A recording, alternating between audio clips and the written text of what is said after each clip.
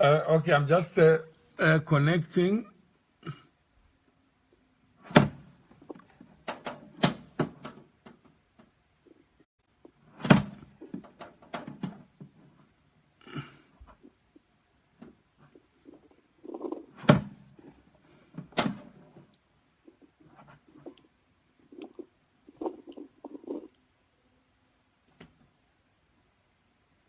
Okay, good afternoon. Welcome to the 1873 TV, your channel of choice. This afternoon, I'm joined by Mr. Lloyd Msipa, who is in the United Kingdom. We're talking about the issue that is burning in most people's minds.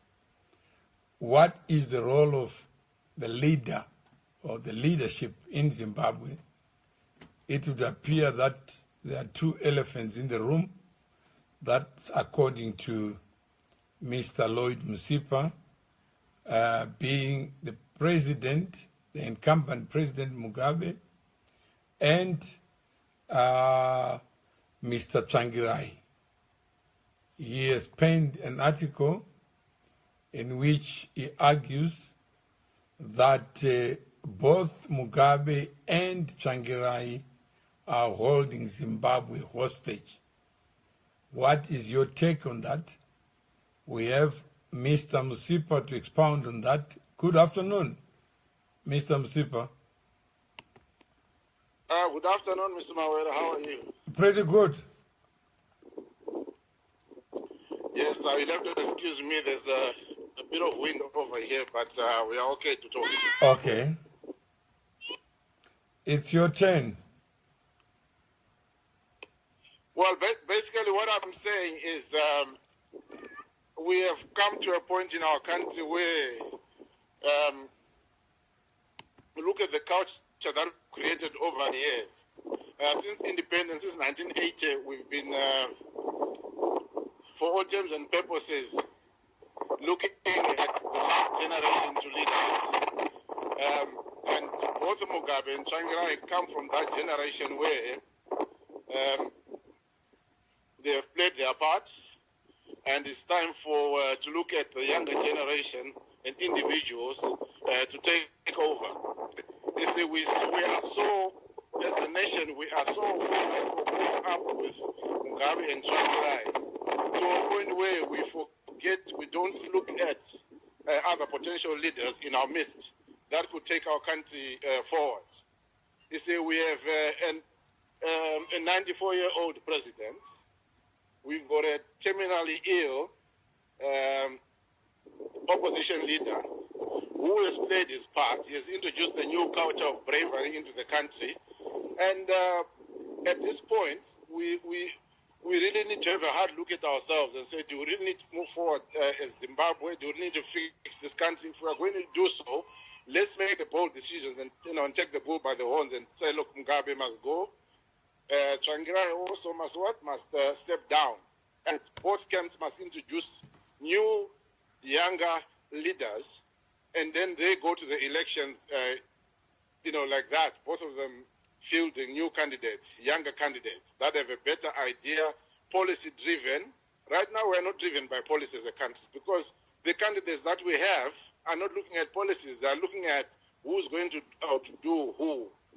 And both of them have got personal issues that they're dealing with, which are not related to what we need to, to move our country forward. So we need Mugabe and Tsvangirai. Yes, respect to them. They have played their part, but it is time for them to, to step aside and let, Zimbabwe move forward. So in that regard, I feel they are, they are holding us, hostage because they want us to keep playing the politics of yesterday when we want the politics of tomorrow to take over. Those are my sentiments. Okay, let's just go maybe through the article that you wrote and the idea that informed it. You say there is a temptation to focus all our attention only on the political dynamics playing out in ZANU-PF and ignore the same political dynamics in the opposition MDCT as there are big political players in Zimbabwe. So you do admit that MDC and ZANU-PF are big players. Of course, I admit that ZANU-PF and MDC are major players in the Zimbabwe political scene. The MDC has been around for a good part of 20 years, and ZANU-PF since 1963. So there are giant, political excuse the wind in the background. Okay. So what we are saying is there's No. not been any change. You say what we are saying. Can we preface that to what I am saying? Because it's you who is saying this.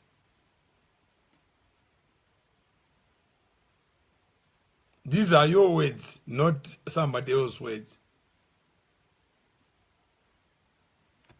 Is that correct? Hello? Hello?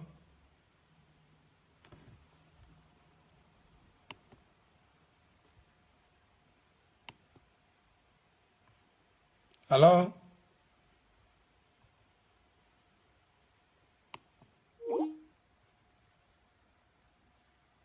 Hello?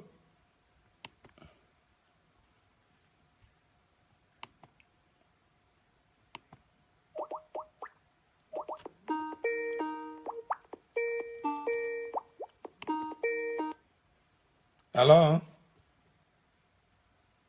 Hello? Hello?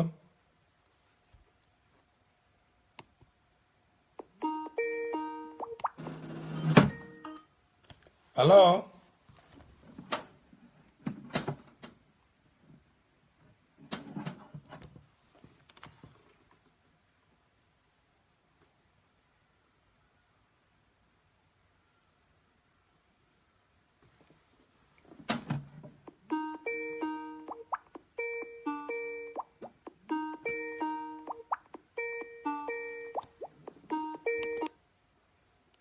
Hello?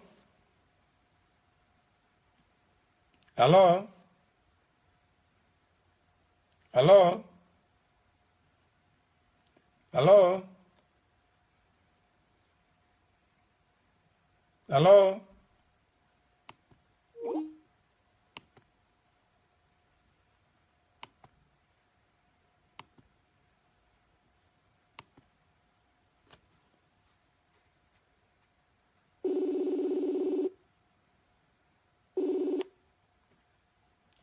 Hello? Yeah, okay. I think we had lost you. Yeah, I think the Skype connection is a bit tricky. Are you okay on this one? Yeah, it's okay. Okay. Yeah, because I just said, I think in your writing, Yes. you are using the plural instead of the I. There is a temptation to focus all our attention. Yes. This is you are just provoking, I guess. Of course, I am being provocative because in one way or another, as Zimbabweans, we are focusing our attention on what is happening in one party instead of the other. Okay. So, and you are saying, as a matter of fact, that there are two giants in the room. Yes. And that those two giants are led by their own respective political heads. Yes. And that those two heads are unlikely to give up anything. If there is power or privilege, they have no incentive to give it up. Yes. And so you're just writing to the people who are unlikely to be impacted by what you're saying. Yes, that is it, yes. Okay, so this is, then you say it will be intellectually dishonest and unhelpful on our part to ignore the drama in the MDC, as it has the same challenges as the drama in ZANU-PF. Again, this statement, what is it meant to add? Because what we are saying is that what is happening in ZANU-PF, yeah, is actually being fueled by what is not happening in the MDC. But what exactly is happening in ZANU-PF, if anything? The power struggle in ZANU-PF, the succession issue that is going out of hand, and would not be happening if we had a formidable opposition, because that would automatically bind the people in ZANU-PF together, and their differences will be less visible because they have a formidable opposition waiting under the wings. But because the opposition, the main opposition, has similar issues, in its camps, it has relaxed the whole political stage to a point where nobody is pushing the national agenda on both sides of the political divide. They are all focusing on personalities in their camps, on who is going to take over and who is not going to take over. And throw into that the matrix of, age with regard to Mugabe, terminal illness with regard to Mugabe and Tsvangirai. If you listen to the MDC, all they're talking about is Tsvangirai's state of health. There is nothing happening there with regard to the national agenda. Same story in ZANU-PF. It's about who's going to succeed the old man.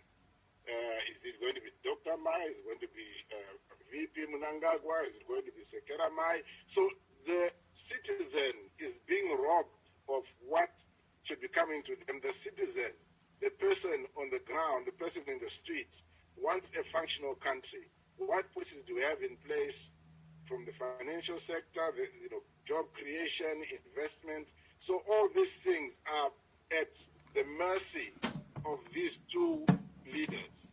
That is why I said the country is being held hostage by these two personalities who are walking the political scene. They are the elephants in the room.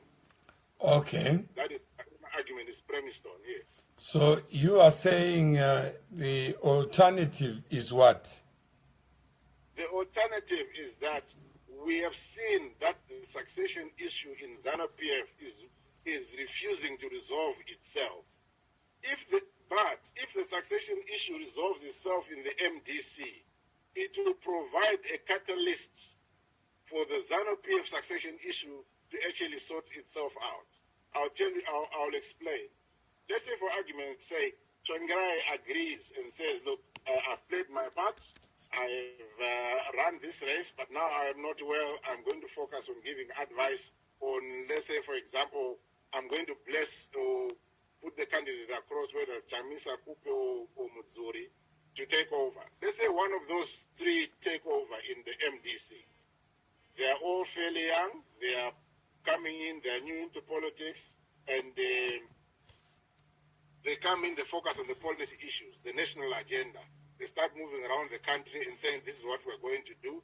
ZANU-PF knows that the MDC is a formidable opponent. The moment that happens, ZANU-PF will now have to take a hard look at itself. Can they possibly field President Mugabe against Chamisa next year and win? I do not think so. They will have to relook at the whole dynamic. So it is very important that what happens in either of the two camps informs the outcome of what's happening, on both ends. I just wanted to read what you have written so that we can go step by step, because the culture of reading and understanding sometimes is not developed and shared, because you make some statements that require, I think, interrogation and a conversation around them.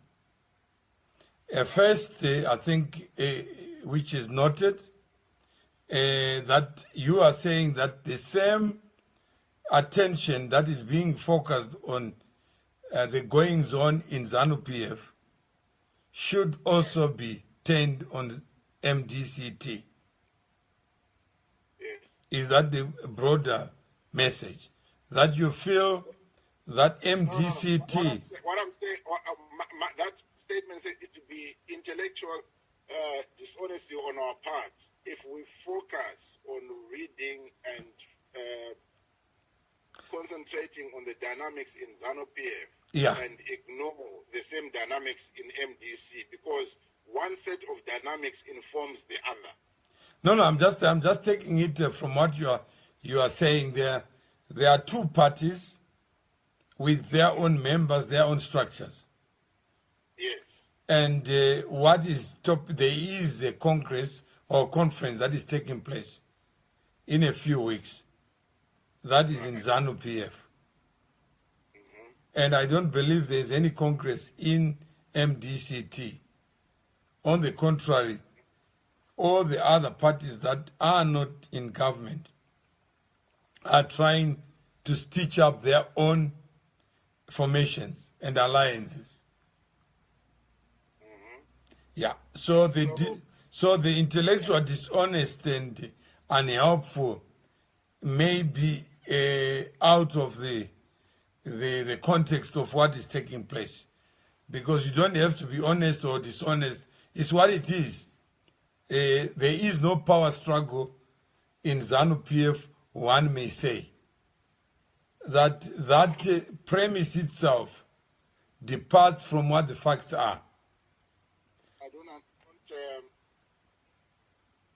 I don't follow you. What are you saying? I'm saying is that in ZANU-PF, there is one leader or one person in the party who was elected at the last Congress to lead the party to the next Congress.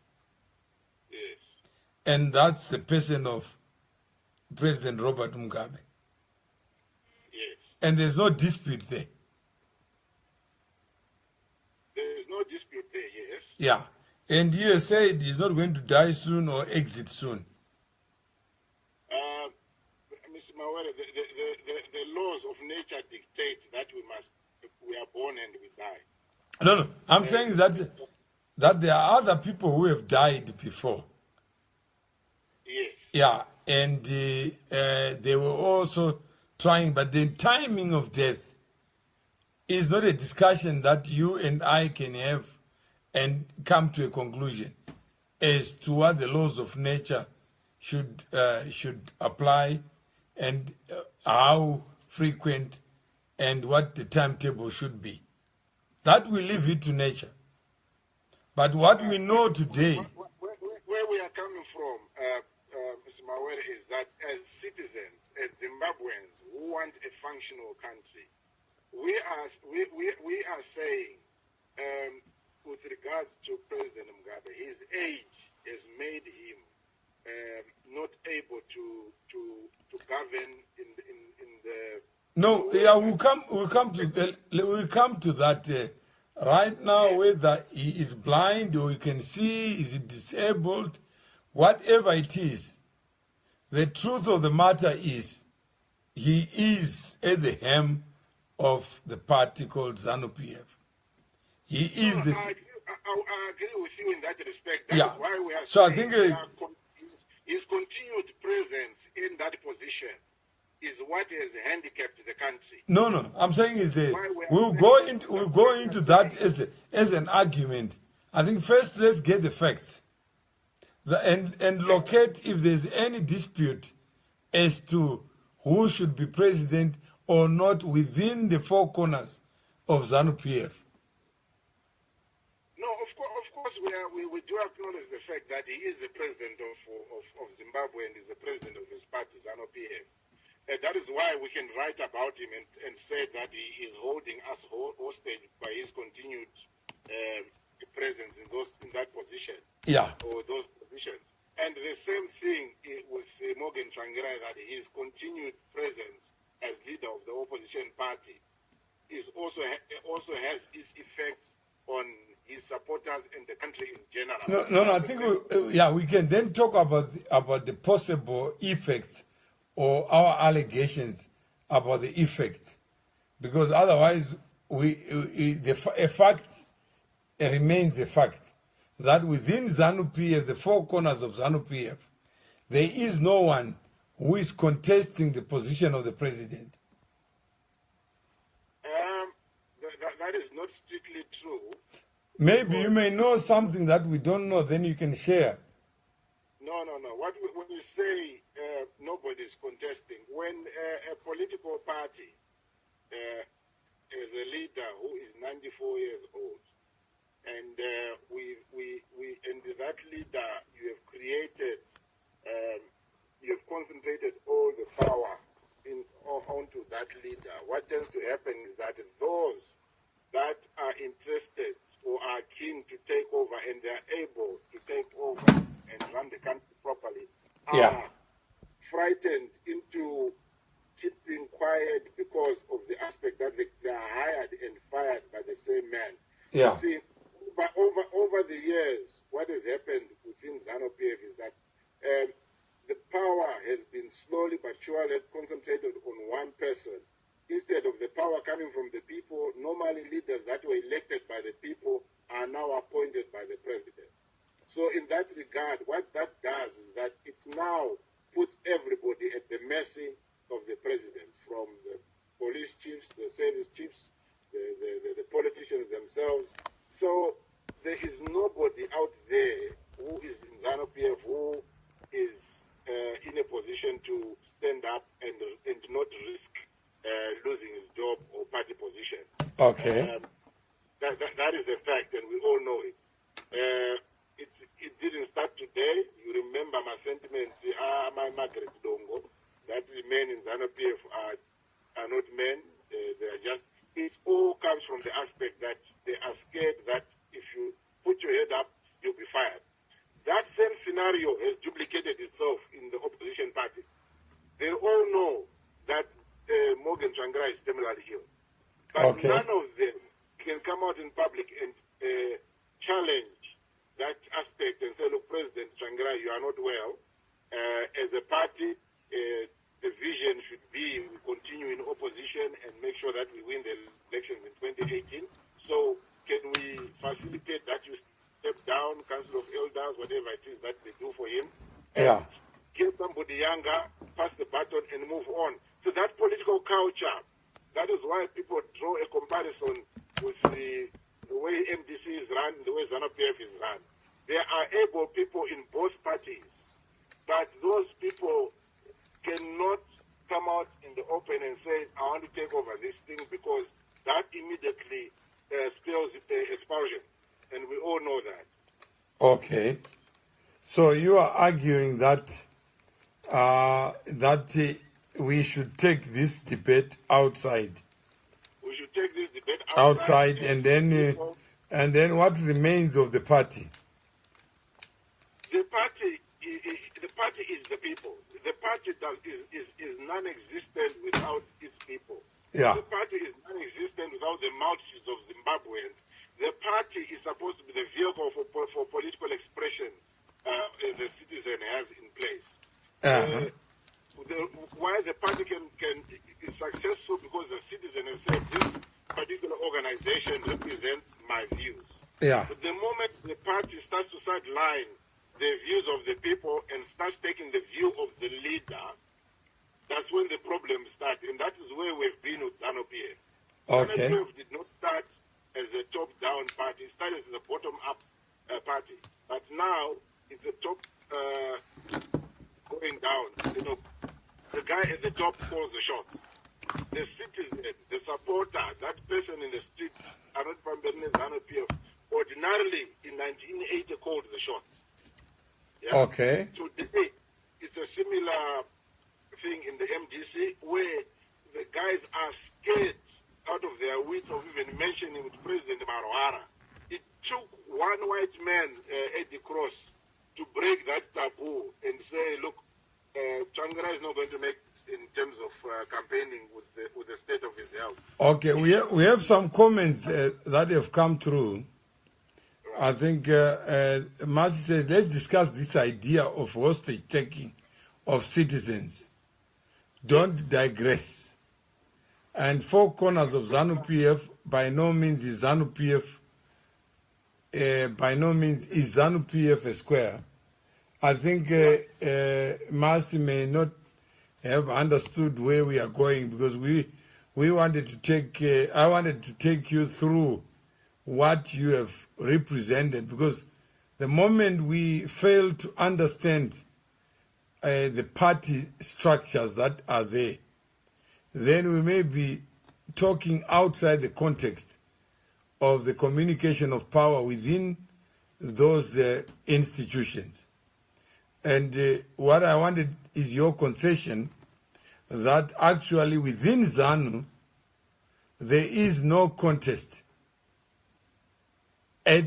on the position of the president, whether the incumbent should be there or not, so that we can make progress on that.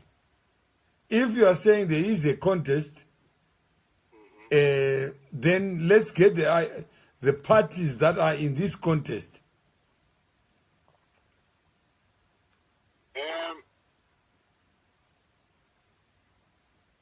You are saying that the structures within ZANU-PF themselves are saying there's no contest within ZANU. The contest, the last contest was at the last Congress. And as we speak today, the 10 provinces of ZANU-PF have already confirmed that the number one position is not contested. Remember that of the 10 provinces in ZANU-PF, only 2 are substantive. No. I'm saying is the provincial. That would explain why what you are saying is in terms of not contested. Yeah. Only 2 provinces are substantive, which is Masvingo in the Midlands. But that's not an. Is that 8 have got acting chair? No. Is that issue a reason? Because it's not about the chair. It's the power is vested in the provincial executive councils or provincial coordinating committees. Yes. Yeah, so I guess the chair is just one of the... When we talk of a provincial chair, we are talking about the whole executive being in an acting capacity. No, I'm saying is that whatever the case is, the conference is going to take place in December. Congress, yes. That is not in dispute, and it will be an emergency Congress. And what Marcy is saying, the context exists because even the First Lady has alluded to such on a party conference or address. Whatever the First Lady says or not, I don't think it's an issue that should be the focus of this discussion, because the First Lady is not arguing that her husband vacates office to create a vacancy, which will then create a contest. The First Lady, all she's saying is, my husband is secure. But if you want anyone other than my husband, I'll cooperate with you. That's what I heard you to be saying. Okay. Yeah. Can you give me the link to the Facebook page on my WhatsApp so that I can follow the questions? Oh, you can. Okay. Let me do that. You send me the link to the Facebook page. Because maybe we are not on the same wavelength with the guys posting the questions. So that is one thing where we are saying, look, let's try to what there are 2 links so that we have an understanding of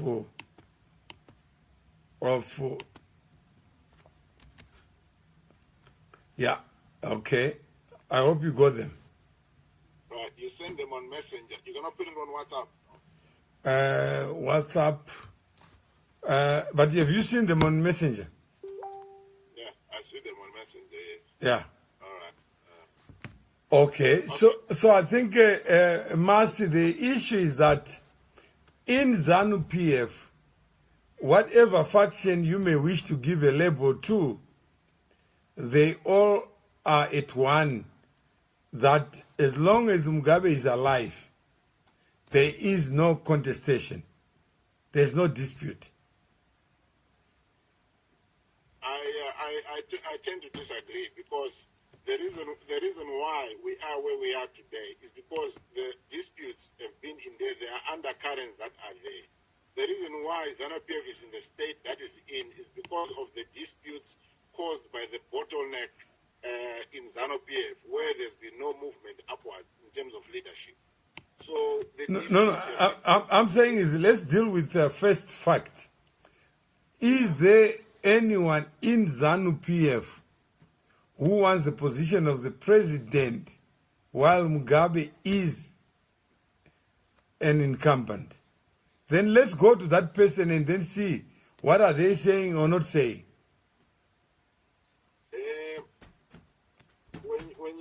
When you say that the person in ZANU-PF wants a position, now I'm saying there will be a contest, like in the nominations for the position. The traditional position or the response is that I am not interested in the presidency.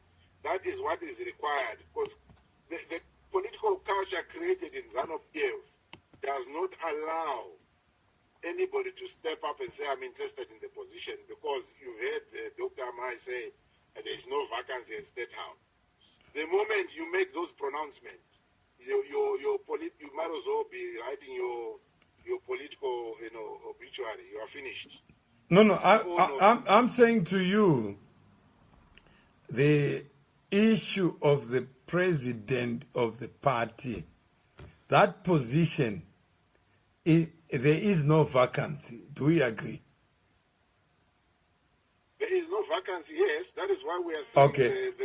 The incumbent is holding. No. I'm saying is he can't be holding if there's no other contender. If there was a contender for that position, but if you are saying that Mugabe, out of his own volition, must then vacate the office, that's a separate argument that we can. No.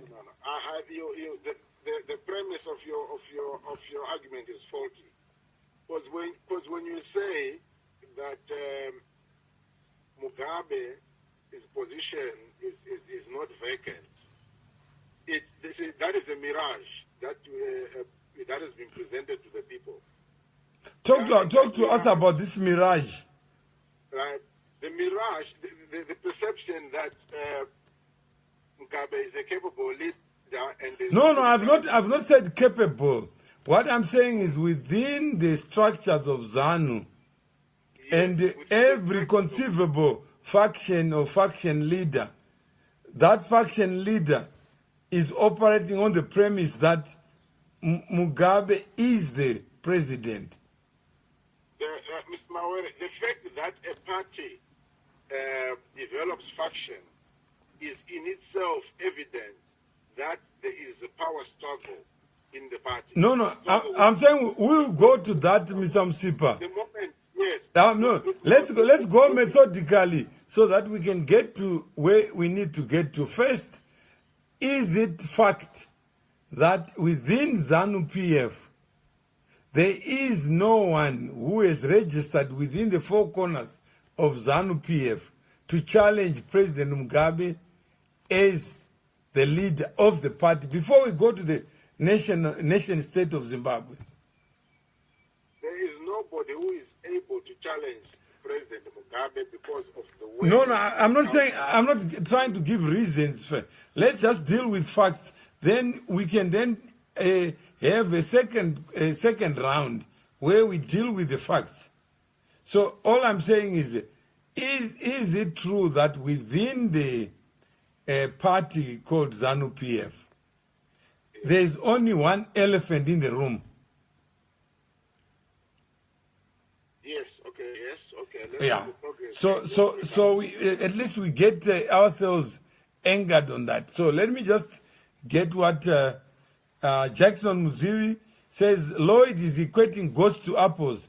MDCT has many people who will challenge for party leadership as soon as the party wins elections. That's for another day. But we are talking about the situation as is today. If people within MDC end up having to challenge, that is for another day. Mercy then goes on to say that was not disputed by anyone present. Whether that allegation is perceived or real, the idea of an internal contest has been debated, so we can say it exists. That's Mercy. Mercy, my only response to it, the fact that it has been debated, it doesn't necessarily mean that it exists. Ignorance can create a lot of disputes.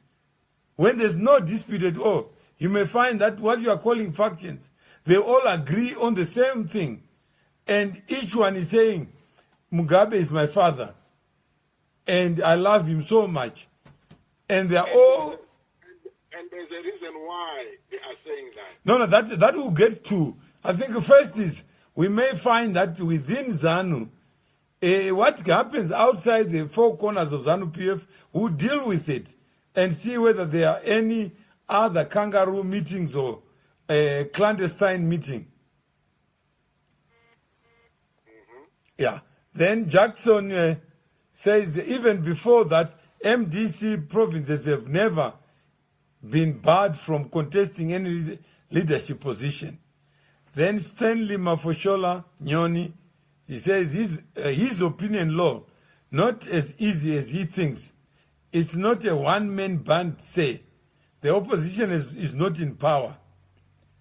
Then Jackson Muziri says, but there is a vacancy at State House every 5 years. He then follows, yes, it's every 5 years, but the 5 years has not arrived yet. So the power to create the vacancy is a timeline induced power. So when you reach the end of this administration, there has to be an election to provide for the replacement or the new administration. And then, Mercy, if we conduct the interview this way, where you direct it on yes or no answers, we will only arrive at the facts as you see them. So, Mercy, please, you can also help us, because I wanted to get this conversation to what is in dispute and what is not in dispute. We cannot argue over something speculatively. Then there's no need for us to talk. What we can agree to is what is fact and what is fiction. And then we deal with the facts. Because otherwise, the discussion will go on and on without us understanding what is going on.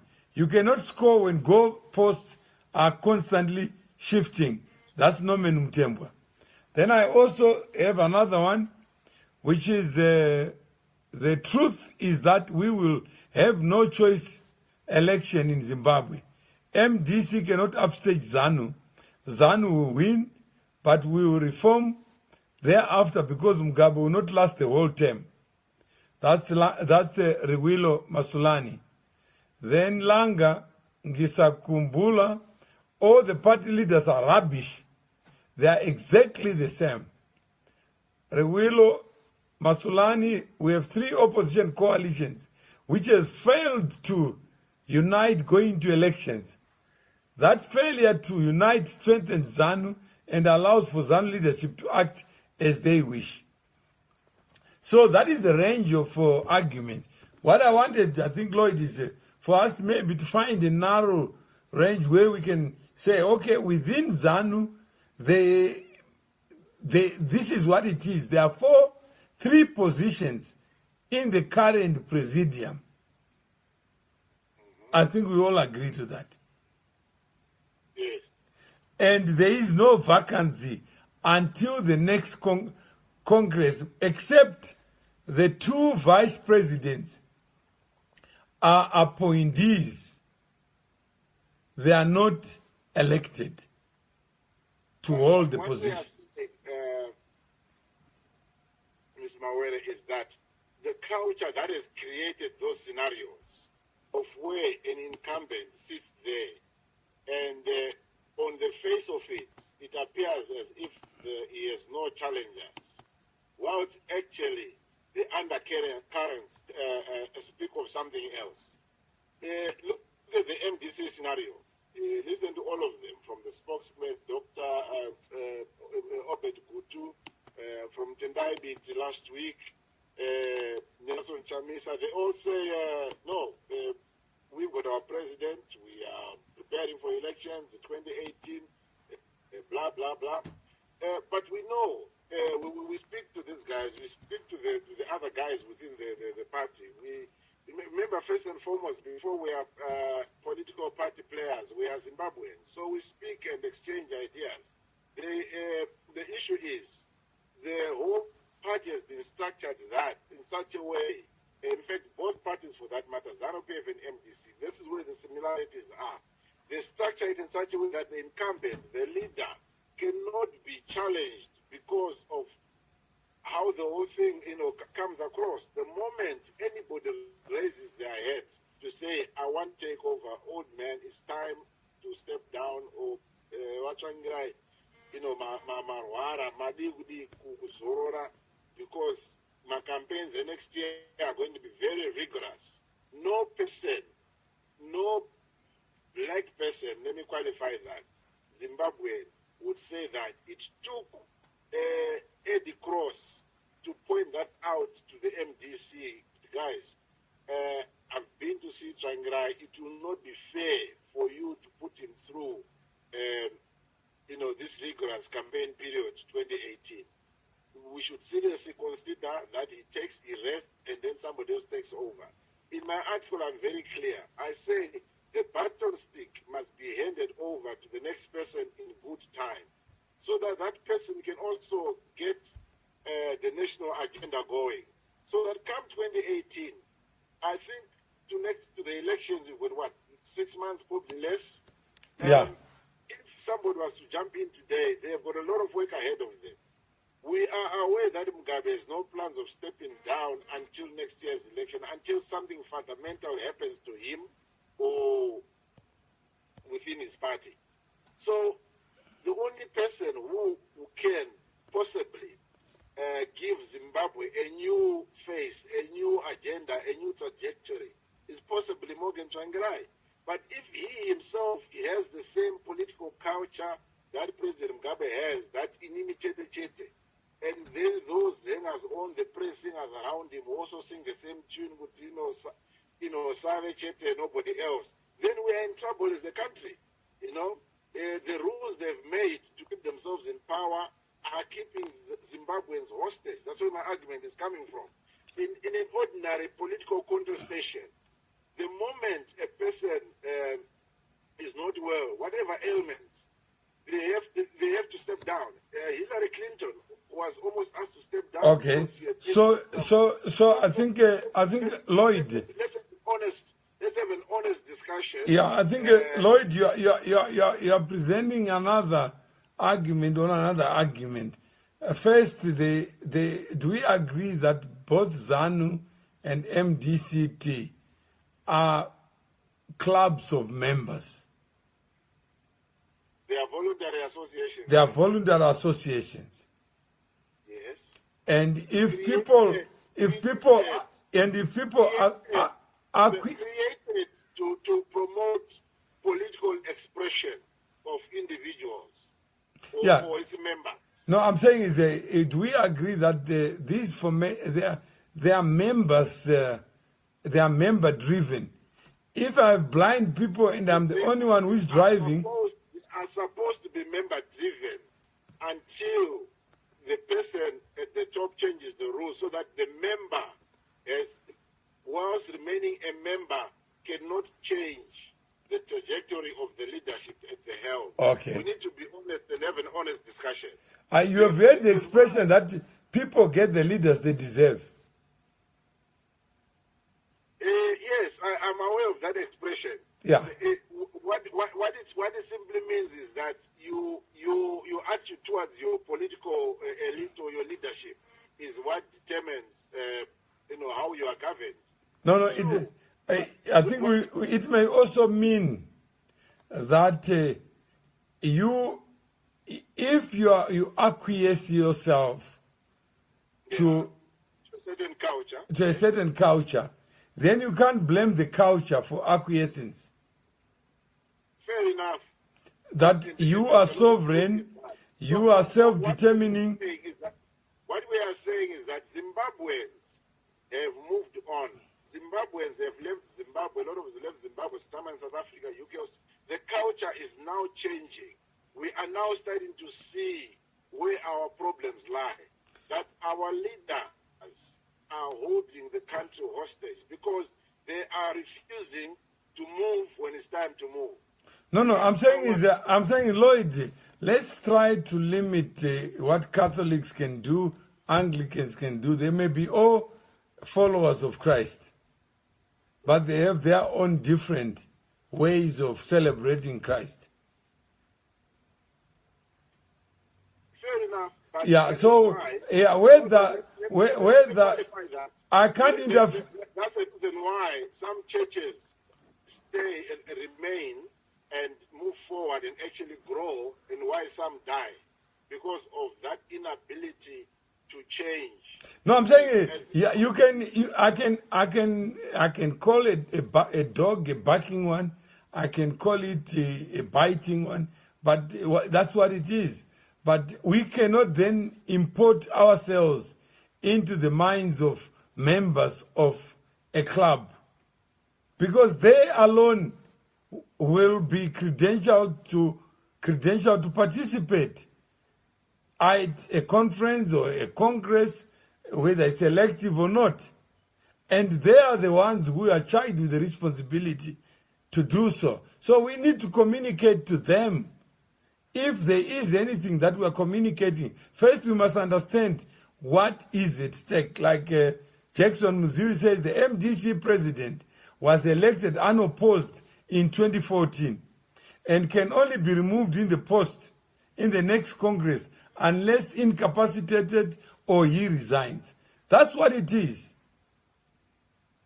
So if he's incapacitated, there are procedures for determining and concluding that. But I hear your frustration coming out in the ways that you have expressed.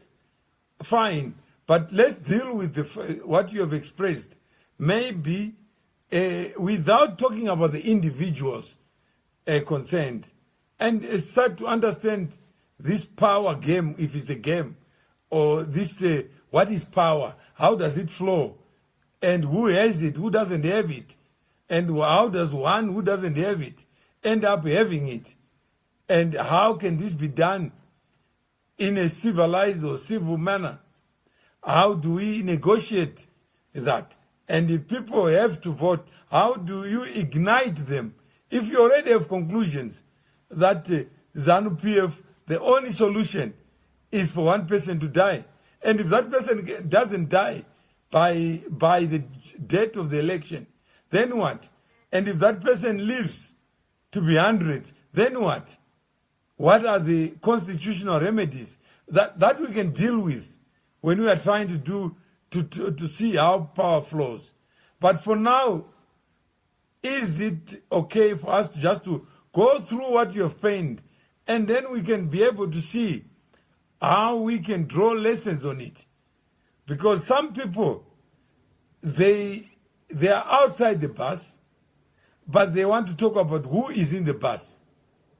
If the bus only accommodates people who are subscribing to certain ideas or ideologies, or who are afraid, or who are, I think, what you call them, the people in ZANU-PF, is it wimps or what?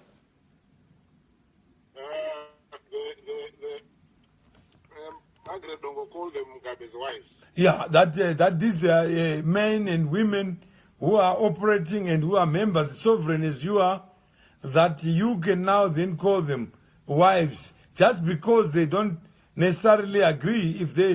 If they've been living well for the last 37 plus years, and Mugabe has delivered the promise to them They may argue, why should we change a winning formula? And we must provide answers. Yes, the answer is simple. The national cake is shrinking. It is shrinking because the resource base is shrinking. You cannot keep eating and think that the resources will replace themselves. At some point, you have to go to work and replenish those resources. And we are at that point where we probably passed that point many years ago, where the national cake has shrunk so much that it is not catering for all those people that used to be catered for to keep quiet. Hence, the factional fighting within these political parties. Okay, I think you are going ahead again because you are talking about the shrinking cake. We are saying members of ZANU-PF, the few that may be gifted or enlightened or privileged, they may not want to change course. There's no incentive. And nobody is providing an incentive for anyone to say we are going the wrong direction. Because while the cake is shrinking, what it only means is that a few will have a good side of it. The rest may not have it. But if they are silent, it doesn't mean the bus will stop. It will continue going slowly where it ends up with no passengers at all. So it is not possible for the country to continue in its current trajectory.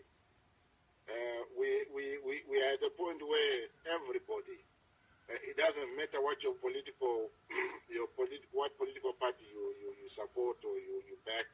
Everybody is sick and tired of being sick and tired. No, I'm saying is that let's deal. You are saying exporting yourself to the third parties. Everybody, let's look at one person who you may not know, who genuinely believes that everything that ZANU-PF and its actors has tried to do has been sabotaged by third parties. But before we get there, Mercy has also come in. Why is it necessary to transform MDC or ZANU-PF cultures? Isn't it logical that those opposed to such effects of the culture created by power, that those individuals should form a different political party which will be as formidable as both these two major political players? I tend to associate myself with Mercy's point. Ignite the people, advance arguments, but don't, if we get into the mindset of MDC who have agreed that they shall be governed this way, ZANU-PF have agreed they shall be governed that way, and Mugabe is the elephant in the room. There's one center. In fact, one of the key resolutions is that there must be only one center of power. And who is in that center other than the incumbent? And surely if there is enough agreement within citizens that both the incumbent and strongest opposition are not delivering, then those should gather together and contest. And if, Lloyd, your argument is that there is no majority outside the two elephants, then what are you saying about yourself? Are you saying that you wait until harvest time only to discover it's a bitter harvest? Or are you saying there are things that ought to be done to ignite people to know that this is not about MDC or that leader or that leader. This is about, it's to do with the contract between office bearers and the people who vote for them. What is the connection between the two? Are we having one reality that is reserved for the voters, another reality that is reserved for the people who then assume government positions and do as they please? And do as they please because... The reality of what you are saying is this: when one joins a political party as an individual, as a free citizen, is because that political party has given you reason to think that it is the vehicle for your own political expression.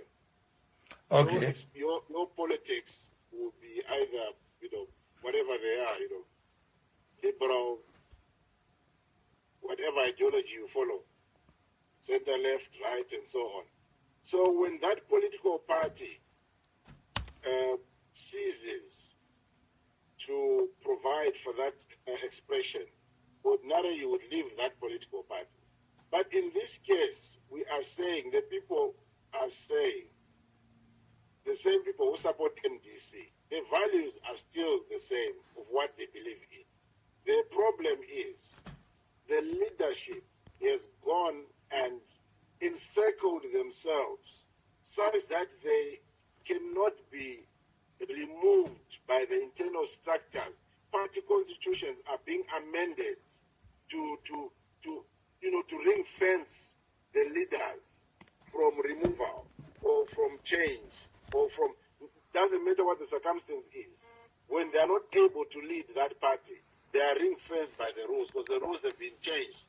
And what is concerning is that those rules are changed by comrades within the political party, comrades seeking favors, and those are the same comrades that later turn around and say, hey, we made a big mess, we should not have changed these rules. And that has happened in ZANU-PF, and that has happened in the MDC. It is not about what the people want. It's about those few individuals who ring fence an individual, create rules that make him untouchable, unremovable, no matter what the circumstance is. Right, so we have a situation where we've got two leaders of two separate political parties. Yes, they are the leaders of their parties. Yes, they are mandated to do so for another 2-3 years. But I believe a political party should have an open culture, a political culture where when it's clearly visible that this person is not able to take this party forward. But that's let's agree, Lloyd. For the removal of that person or person. That's your wish. When the members are not able to speak against that leader, are not able to remove that leader, it means that the members, the people, the generality of Zimbabweans are now hostages of those leaders. They cannot remove them when it's clearly visible that this person, they are not able to do anything more. So when I say the Tsvangirai and Mugabe are holding Zimbabwe hostage, it's because of that very fact that we are powerless. It's like we, as I wrote in that article, tap in them some kind of collective suicide mode where we are just saying, Mugabe, Tsvangirai, Chete. We are a population of what, 13, 14 million plus. Okay. Who should be replacing those two guys? It is so I'm saying you have given your wish list, and what you are suggesting is that things must change. Yes. In your favor.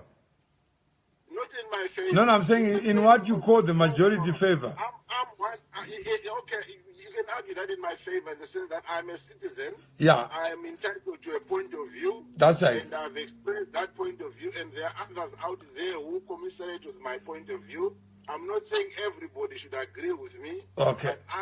No, I'm just saying you are entitled to your own opinion, but yes, except that. And there's a lot of buy-in. And also, you do respect that the people in ZANU are as sovereign as you are. Of course I do, yes. That is and the people in MDC are as sovereign as you are. That is why it's an opinion. Okay. I think it's a buy-in or opt out in terms of agreement. Okay, then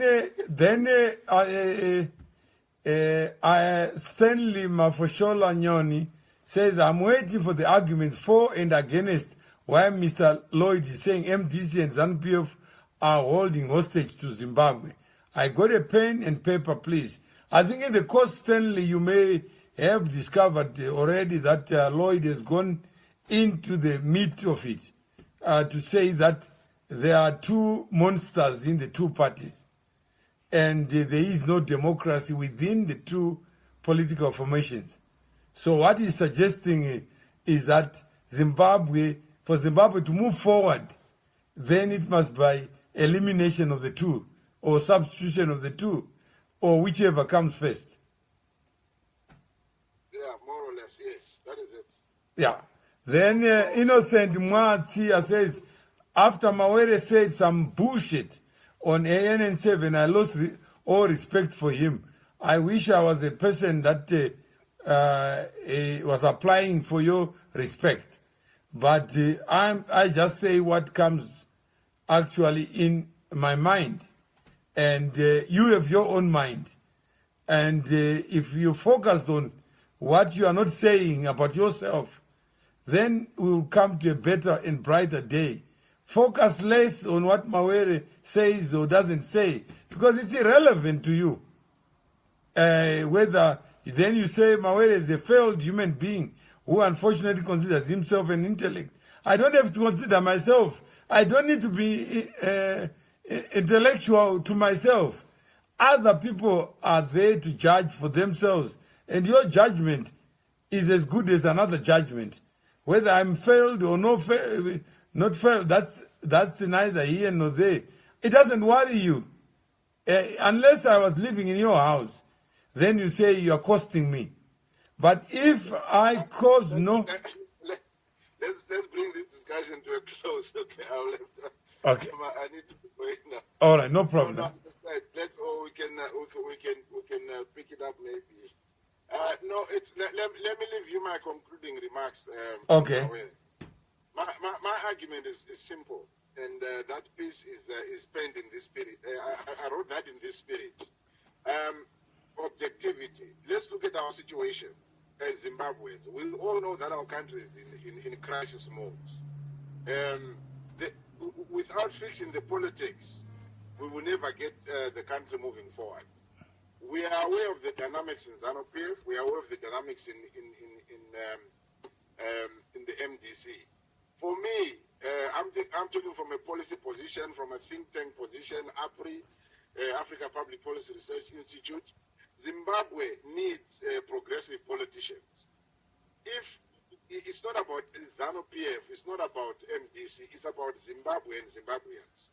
We have failed to get Mugabe to step down and put in somebody who will take over and introduce some new confidence into the country.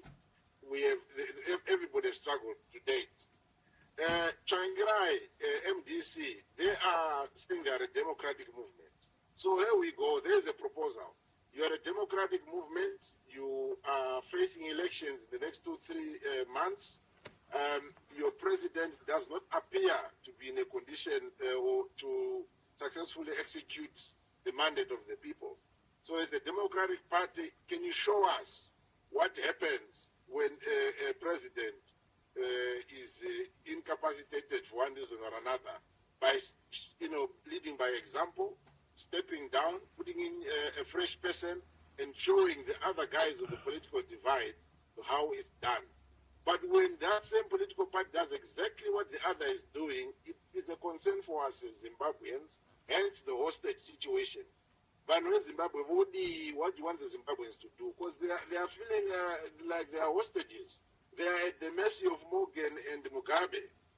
Because these two, they are the guys who call the shots. And for all terms and purposes, Zimbabwe will not move forward unless something fundamental happens in one of the two parties. Because one scenario, any scenario in either party informs the other. If nothing happens in the MDC, that is fundamental, though nothing will change in ZANU-PF. And if nothing happens in ZANU-PF, nothing will change in the MDC. So, if Morgan, for instance, wakes up tomorrow morning and says, Chamisa, do you realize that ZANU-PF? There will be serious movement in ZANU-PF because they know very well that Mugabe will not win an election against Chamisa. So, for example, ZANU-PF says, okay, we are putting, let's say, example, Walter Walter Mzembe in ZANU-PF next year, you realize that Tsvangirai will struggle to win against Walter Mzembe. So these are all scenarios you need to start looking at.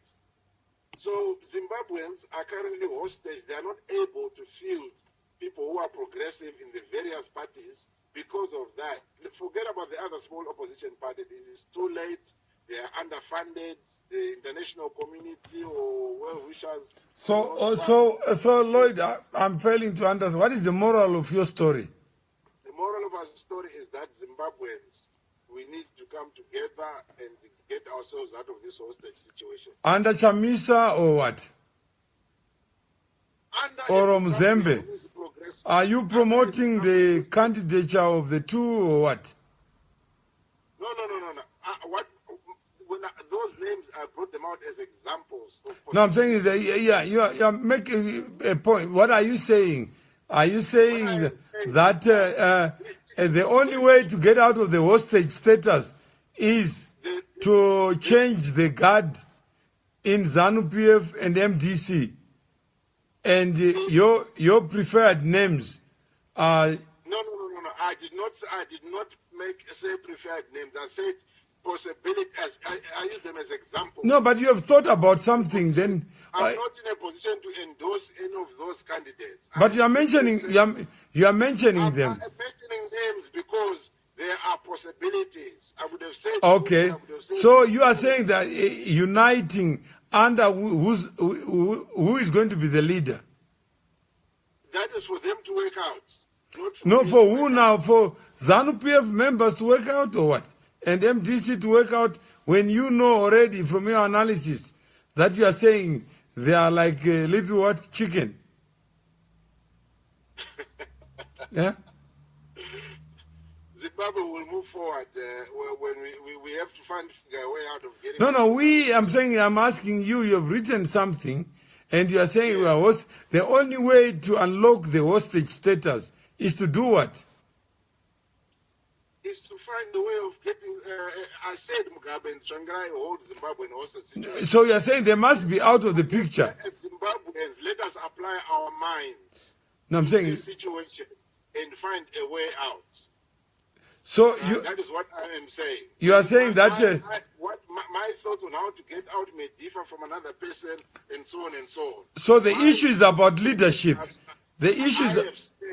I have simply said these two are now our problem. Now I'm saying you are saying the issue is change leaders. They are holding the nation, the country in a hostage situation. Okay, so your premise is that a leader controls followers, and therefore change leaders. My premise is that the pace of the leader is the pace of the crew. Okay, so you are saying that we want... When a football team is not winning, you fire the coach. You do not fire the player. No, I'm saying we are dealing here with power and how it's communicated. It's not football. Yeah. You can't use your legs to kick people into power or whatever you may call it. That is simply an analogy. Yes, that's examples. What we are simply saying is that I've said it, and I'll rephrase it again. We are in a hostage situation, Namogen and Mugabe, Zimbabwe. These are my thoughts. How do we get ourselves out of this? But I'm failing to understand, how do you dislodge Morgan, whose power is derived from the consent of the very people you are saying they are docile, they are chicken? The very people that are docile, they are chicken, we are asking them to review their mindset and look at themselves again and look at what they have done, how they've concentrated power into one person. The same goes for ZANU-PF. But would you change a leader who has seen you through 37 years of comfort? There is a beginning and an end. No, I'm saying is among the Mzembe, you only know of him because of these political changes. Chamisa, you only know of him because of the politics. Outside the vote, who is Chamisa? Outside Mugabe Tsvangirai, I think that those are the things that we can go into. I think and try to interrogate Lloyd as I think it's a continuing conversation, and let's leave it for another round. another round, yes. Yeah. Let's reschedule part 2. Yeah, part 2, yeah. Thank you. Thank you very much, sir. All right. Okay, then. Okay. Hello, Master, I'll just go through what is Innocent says, yeah, his target is me, and I should say exactly what he wants me to say, then it's not bullshit. And that's the kind of Zimbabwe that we want to see. The fact that both ZANU-PF and MDC, Masi, still retain supporters shows that what the majority of the citizens you call hostages are in fact complicit or by negligence to contest are in fact content with the culture or being led. And then Jackson Muzivi, the issue is not Mawere, rather leadership renewal in political formations. Innocent Tseya, can't Mawere invite that guy as a guest on his live broadcast like a normal person?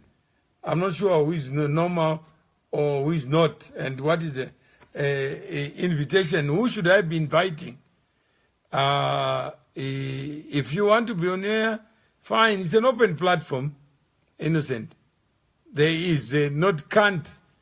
Some people have taken initiative. It's giving up time to be able to share ideas so that we can find those ideas that inspire, that ignite people to do something.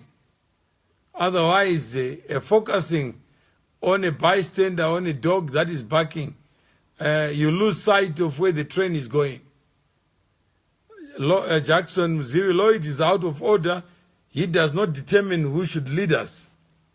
Marcy Wick said, he is saying if the two parties change leadership, the real fight would begin, with both parties feeling threatened by each other. That's one narrative, Marcy.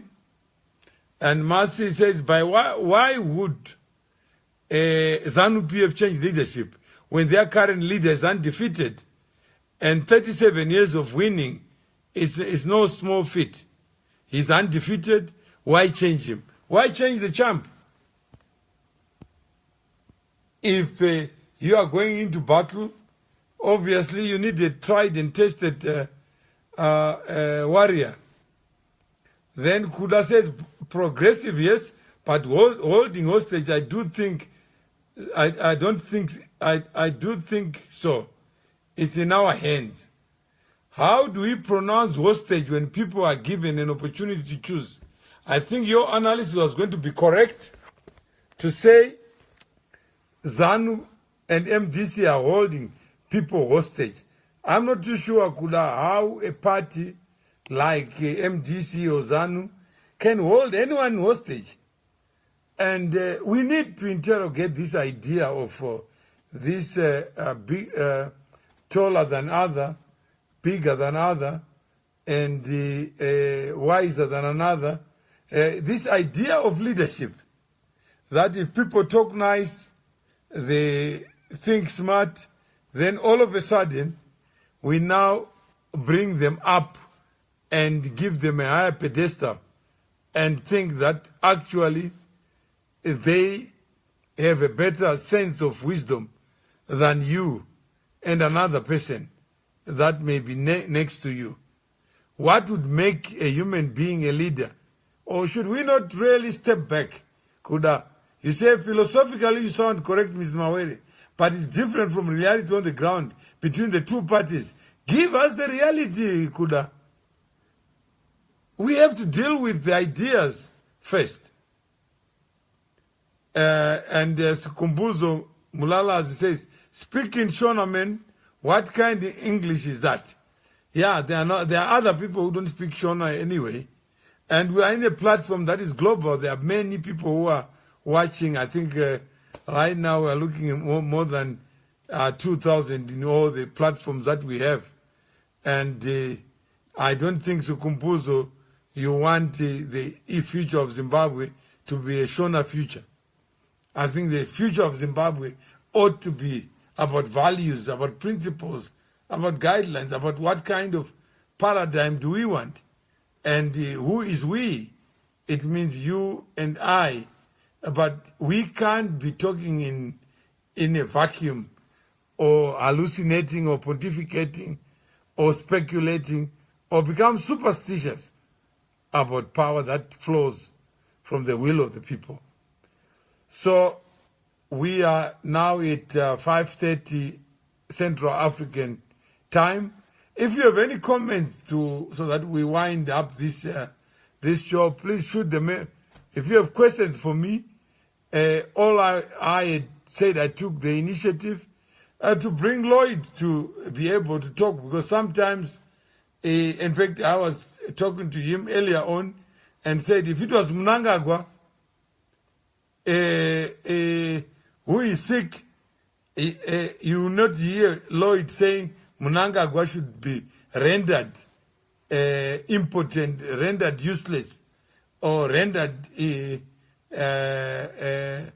inherently incapable of being a president. Why is his venom directed at Tsvangirai? Why Tsvangirai? If Tsvangirai has got his own supporters and the people of Zimbabwe have to decide who is hurt by Tsvangirai being a president or not. And there are people who would want Zimbabwe, this construct, to become a living person, and therefore they would spend their time trying to protect this idea called Zimbabwe instead of registering and voting.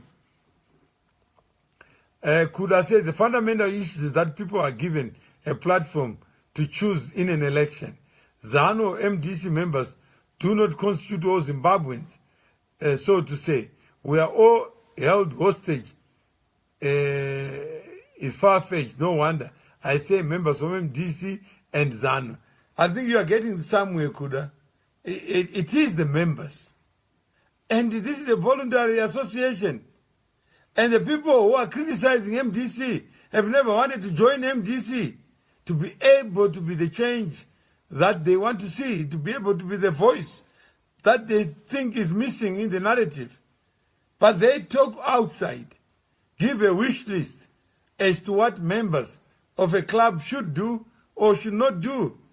If you are not part of the journey, then why bother the people who are in these private, small highways called parties?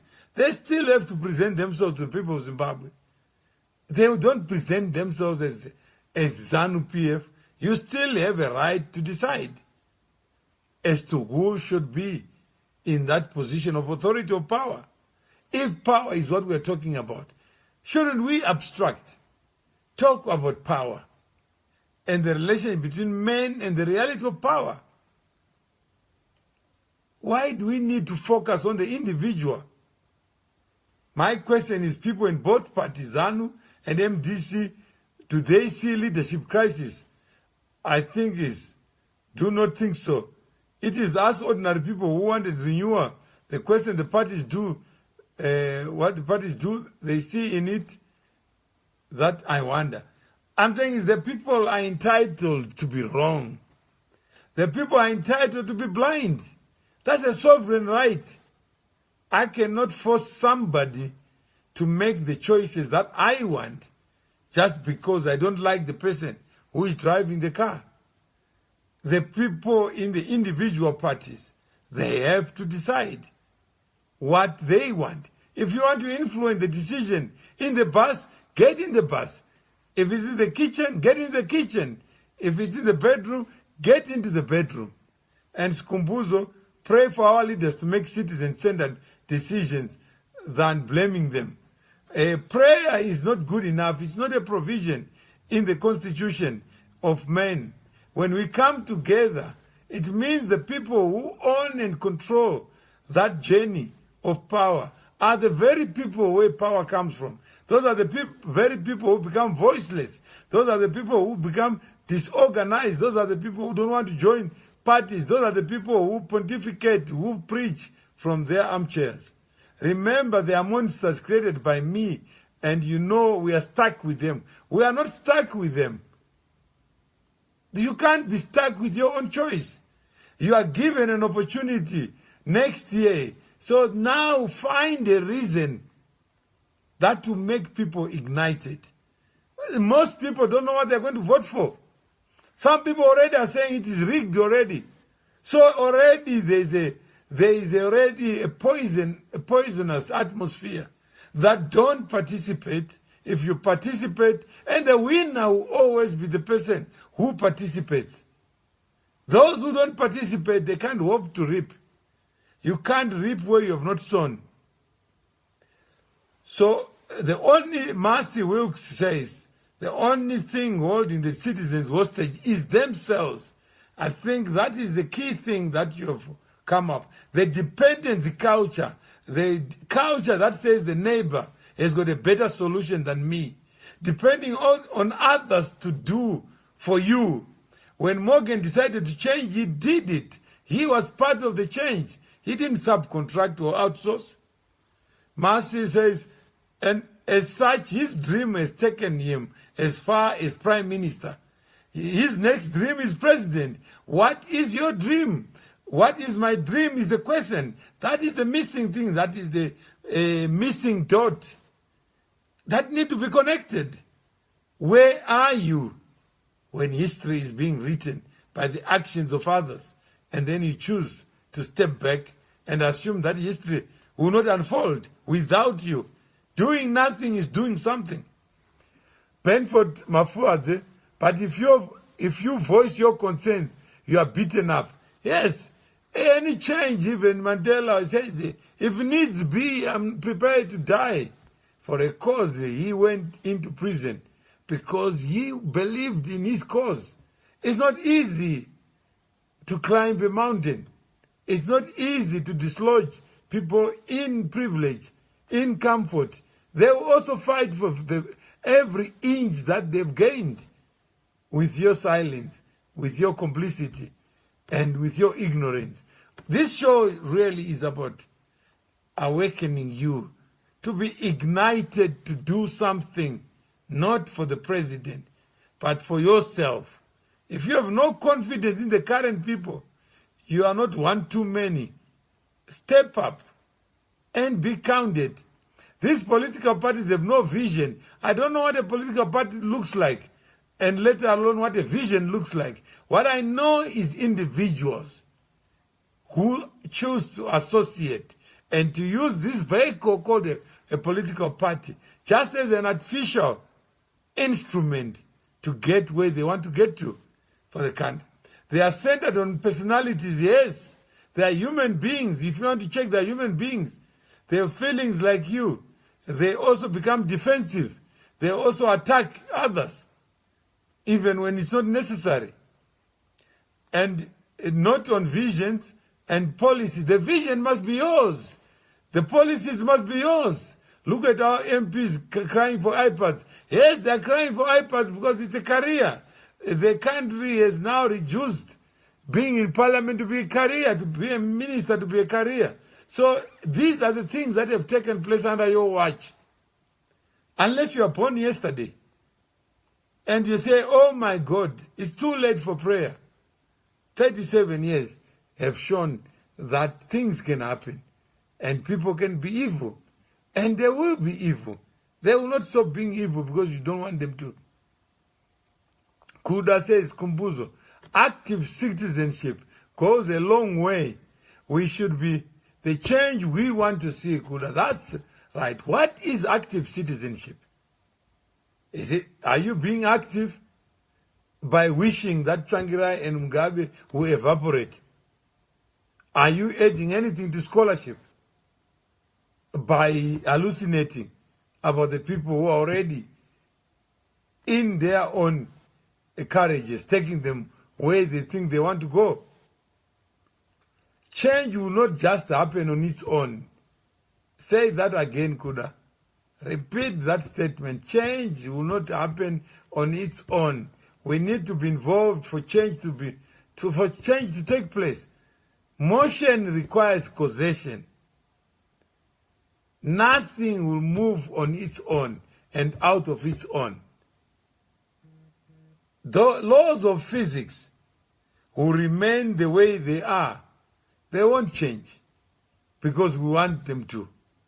the majority of the people from whom change is expected are not part of these debates. They don't even know what we are talking about. They don't even know what a hostage is, or care who is a hostage or not. They may have a different narrative they are operating from.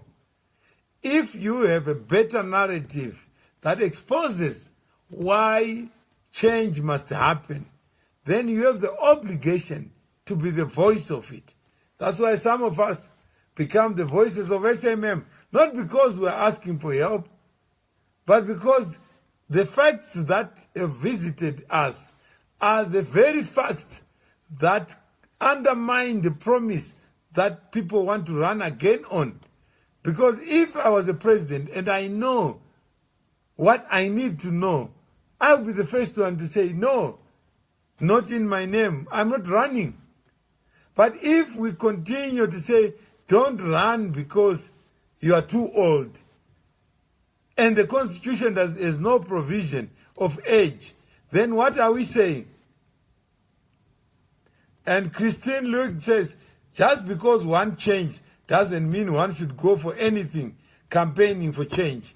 Yes, whatever you go, it's life is about negotiation, Christine. There's no givens in this life. If you have an idea that is potent, if you have an idea that is so urgent, bring it forward. You never know what people may relate to that point as. So it is not to sit back and assume that change will have its own legs, its own eyes, its own ears. No, that is wrong approach. We were talking to Lloyd just to get him to also appreciate that there are two narratives. And Marcy says you can't campaign for change and not know how the change will be achieved. Or are we unwilling to be the change agent? I mean, look at 1963, I mean, Mandela and the Rivonia trialists. They were prepared to die for something because they knew even living one extra day as a free man would not give the freedom that they cherished. If you reach that tipping point, then you have no choice but to be the change that you want to see. Mahatma Gandhi did not apply to be a victim, but victim he was because he chose to challenge the injustice of the day. So we can't assume that ZANU-PF will mutate into a democratic dispensation where the wishes of the barking dogs will become the driving force of that vehicle, if you call it ZANU-PF. That it will be oiled, it will be fueled, it will be tired, it will be engined by people who are outside its perimeters. That won't happen. It's a wish list that is too big. It's a cross that many people will not carry. So let's dream about what is possible. Let's not hallucinate about what is possible. Tsvangirai, even Chamisa as Lloyd would want MDC to be run, will not dare become a candidate against Tsvangirai, even with all that has been said and done in the name of democracy, challenging Tsvangirai. But today, he looks forward to going into Harvest House and become part of Tsvangirai's cabinet. And what do you learn from that? Principles, values, what informs the change? If we don't understand the reality of what happens in Zimbabwe, either you are in one basket, and if you take a gamble, you lose in that basket for the next 5 years, you won't be eating well. Then we have Benford Mafuadze, but this becomes difficult with the semi-literate and uninformed voters we have in Zimbabwe. Yes, the same voters brought change in 1980. They were more illiterate people then than we care to think of today. But if there's something that is burning, that you think change is the only medicine, then please do so. Because you can't wish for change and you are not willing to change yourself. We need to be the change that we want to see. And there are people who are loyal to Tsvangirai, the person. They have no regard for Zimbabwe. They have no wish to have a relationship with the idea called Zimbabwe. They have that relationship with the individual. And that's what you have to deal with. And you may be an intellectual presenting intellectual arguments, but on the ground, the people who are vested with the power to decide, those people are stubborn, like you may be. They will vote even for the person you think must never be in government office. Then you have time now to negotiate with them, to ignite them, but also to think logically, sequentially, and orderly. What are the key issues you think must be the reason why you want to change? In South Africa, they've coined a new term called state capture. They've given it flesh. It was just a skeleton. And they've given it so much substance. Even a person who sees President Zuma actually feels sorry for him as a captured person. All over the world, the new term has been invented, that the president becomes the state. And when you capture him, I don't know what it means to capture, but there is a new narrative. They use a vocabulary. Some would say white monopoly capital also capture people. That is the contestation. But people are creative, are inventive. Even President Mugabe does not know, or may not even know. That is unpopular. But we talk among ourselves and think that if we were to penetrate his mind, we will find this idea of obsolescence, redundancy, written in his mind. He may be feeling that he's ready to pounce. He's ready to fight. And we are saying, some people are saying, no, he's a bad trump card for ZANU-PF. Others are saying, we need a jockey that has been tried, that has experience. And there it is. If you may see it as half empty, another sees it half full, which is the same glass. The same voters need engagement from who? From us. This is what we are engaging. If you know somebody, what is Lloyd just provided us with an excuse to talk, to debate, to interrogate, to ignite, to inspire. If you are not inspired to think about something that makes sense, then it's you who has decided to be outside. But find one idea that you can populate, an idea that you can then be used to say enough is enough. We have tried the human rights version. It didn't wash, it didn't ignite. We have tried rule of law, constitutionalism. We have tried in the abstract to say a person who is old, who is above this age, must be what? Must be retired. God has not done so. 4 vice presidents have died under the watch of President Mugabe. Even John Gomo, Joshua Ngomo, Musika, Muzenda, they all wanted to be vice presidents. It just didn't happen. So, do you want to continue to pray for the negative? There are people who say, yes, if we pray for the negative will happen. Why has it not happened for the last 37 years? So if you believe in constitutionalism, play within the 4 corners of constitutionalism. play within the four corners of the rule of law, and do what is required to ignite people. Don't assume they'll just register. Then Jackson Muzivi, too many wish to lead but lack the courage to go for it. Doesn't require courage. You just require something that people can identify you with. I think Mercy comes again with a valid point. The same way MDC galvanized citizens to see agency in the need of change. That agency that Martin Luther King was talking about.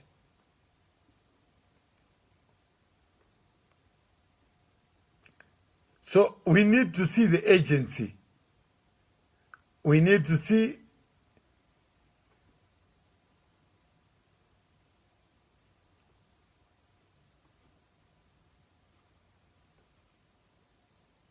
so I'm still trying to connect the other post so that we can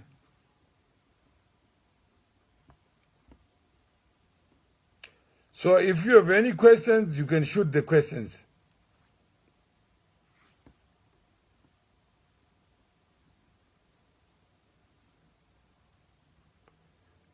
Waiting for your considered questions.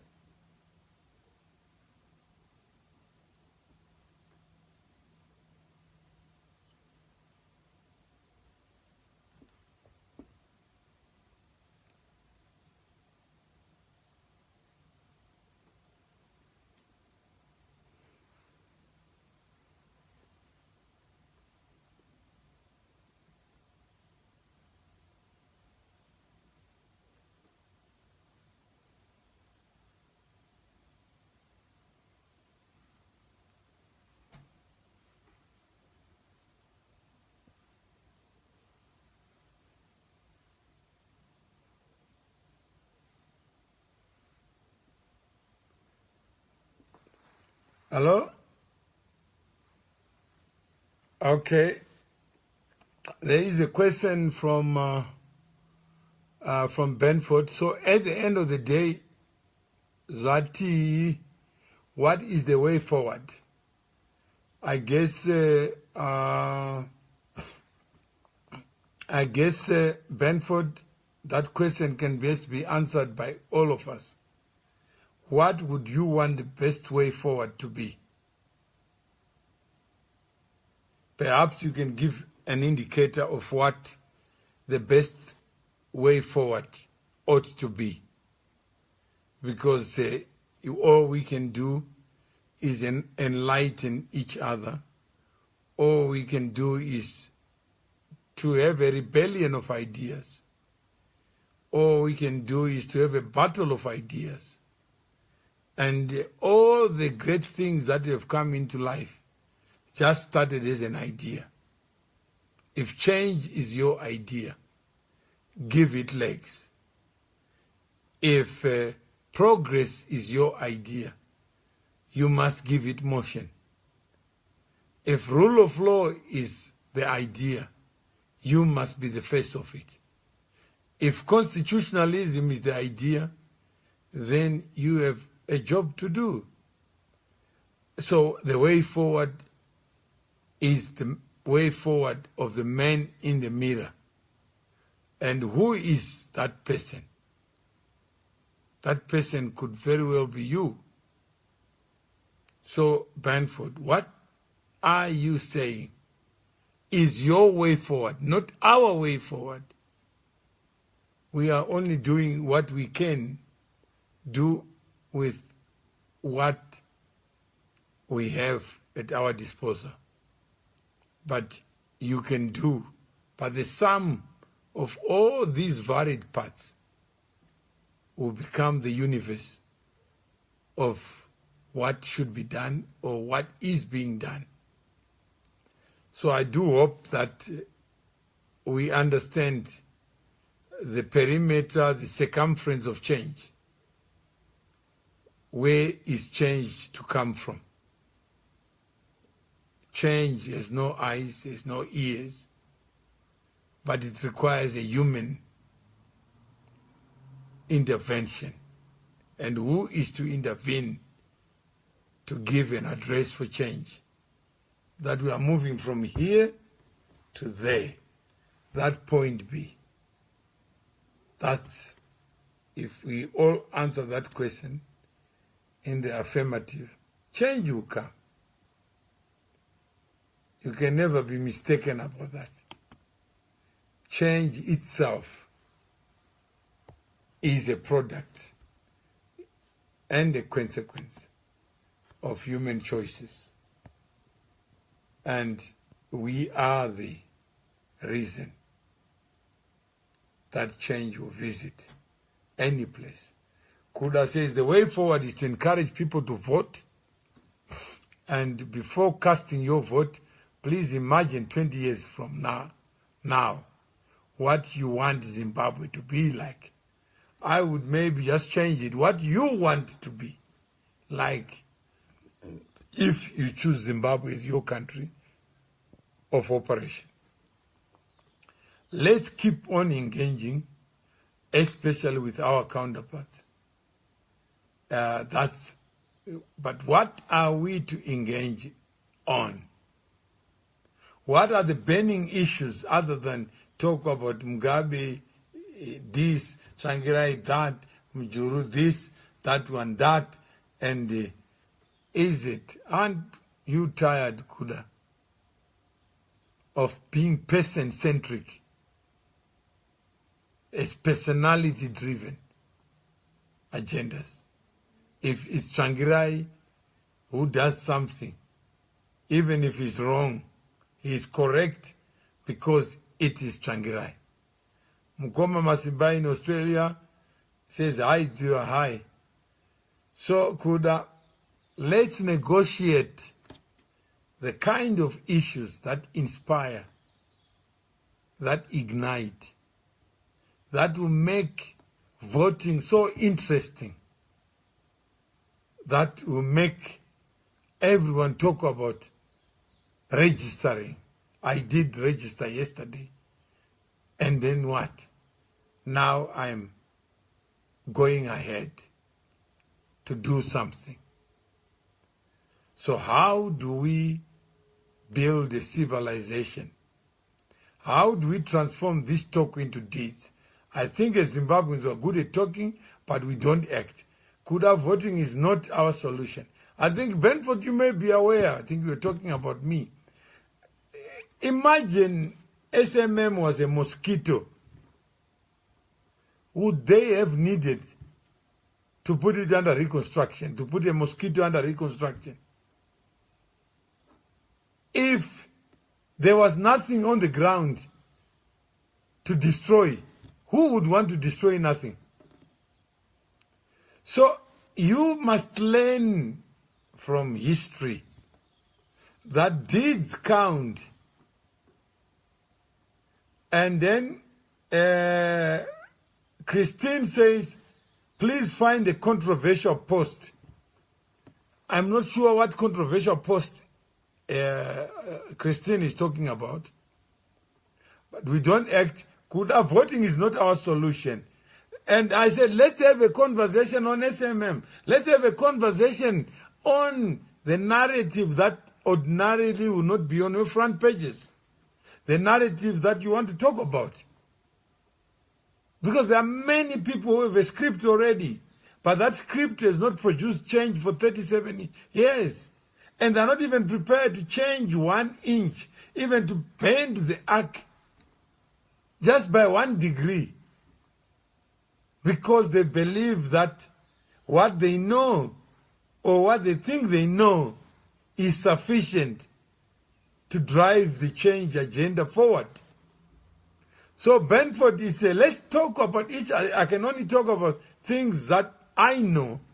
And what I know, I believe if you know it, you will be ignited to do something. Let's not be hypothetical. Let's not be Christians without a Bible. Let's not be followers of Christ without having Christ himself. Let's begin to talk honestly about the things that are there. You heard someone talking about Chamisa, Have you ever heard Chamisa talk about SMM? He will not. Have you ever talked? It did talk about. But in the case, there's a lot to work from to expose actually this hypocrisy and fallacy that a victim deserves to be a victim. And this is where we now focus on Tsvangirai, who has never been president of any country, whose tenure as prime minister was actually being managed. So what he knows of government is only what they permitted him to know. Then we now say, let's judge him. But in 1980, Mugabe had no experience at all. Just to show you that the job that he occupies requires no pre-qualification, requires no test, requires no intelligence that we have now imported into the job, requires no soundness, but requires you to be the acquiescent part, the silent part. And Msipa says, those who cannot learn from history are doomed to repeat it. And even on power, I'm reminded of George Washington, the general, the American president.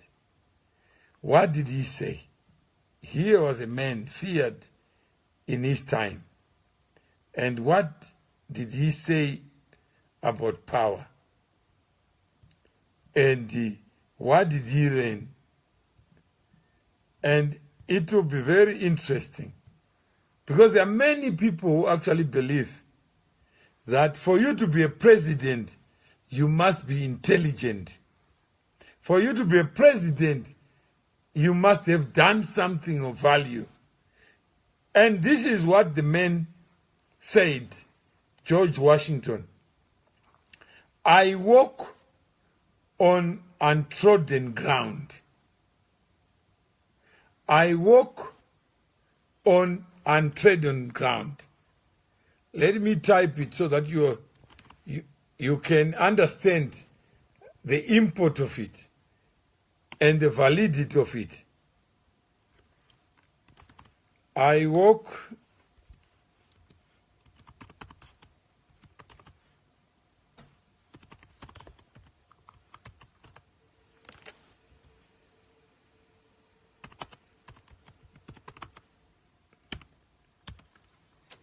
and if anyone can interpret that, I walk on untrodden ground,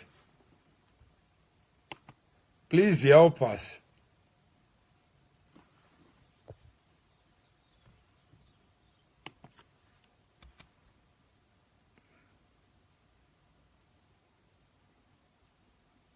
Mukoma Msipa, can you add your voice?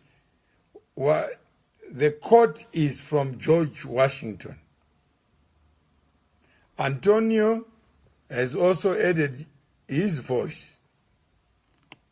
It says, I walk on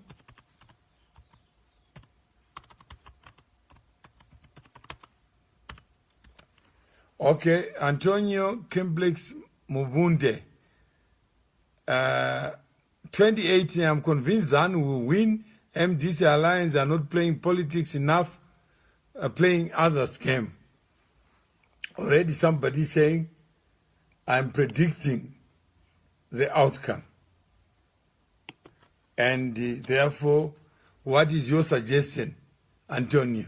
If you know that will be the outcome, are you suggesting that that should be the way things go?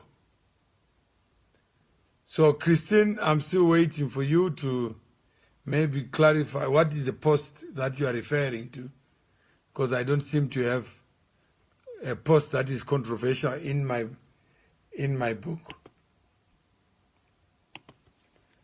So anyone who can interpret what George Washington meant when he says, I walk on untrodden ground. This was a powerful man. When he was elected president, he was humble enough to say he walked on untrodden ground.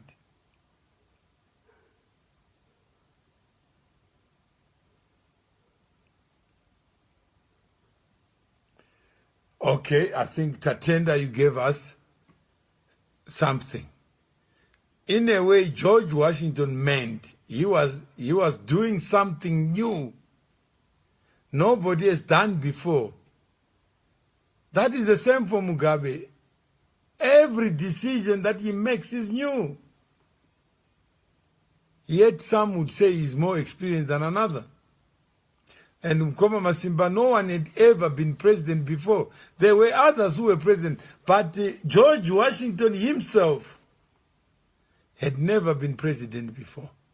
Yet there was so much expectation that this man would produce wonders.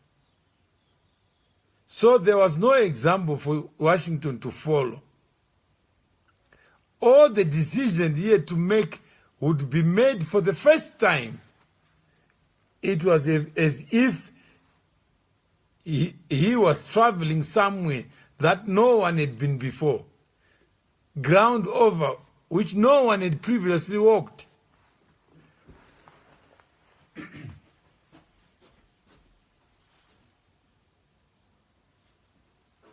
So that's what we learned. That George Washington was saying it for all presidents, not just for one. How many of us expect a human being to know that which he has never known? To know the next piece of ground where you will traverse, and he has never been there. How many of us expect this human being called president to be Mr. or Miss Know-It-All? How many of those people who now pretend to you that they know that which they actually have no idea about? I think it means he was walking on a path no one has ever tracked before. Untrodden, I've never been there. Isn't that life? That all of us, we walk that ground every day, assuming other people assume that we have a better claim on the ground we have not traversed. And they actually believe in others, and they lose their sovereignty just because they believe others are clothed with the power that they don't have. The power to reason, the power of free will, the power to make choices as to who. Whether you are right or wrong, it doesn't require a PhD, it doesn't require a degree. That's your inherent power to decide. How many of us have made it so sophisticated that we think one man can hold hostage, who also does not know where he is going? And then George Washington also said the following: there is scarcely any part of my conduct which may not hereafter be drawn into precedent. There is scarcely any part of my conduct which may not hereafter be drawn into precedent. This was a powerful man, a feared man, but he was humble enough to say, there is scarcely any part of my conduct. But we are looking for people in the future tense to deliver us from point A to point B. Yet they themselves don't even know what point B is. How naive can we be that we would expect and even crystallize and say this one alone must be a president? Everything happening in Zim is new. Everything that has happened in Zim since 1980 has always been new. But how many people expected President Mugabe to know that which he could never have known? And they trusted their future to him, thinking that he alone had a better claim on destiny than others. Yet here you see George Washington saying, hang on guys, slow down. Don't treat me as a little god. I'm just a person of flesh like you. That every conduct that I will make and be judged, be slow to judge me, because I also don't know what is to happen. Okay, Tantenda then says,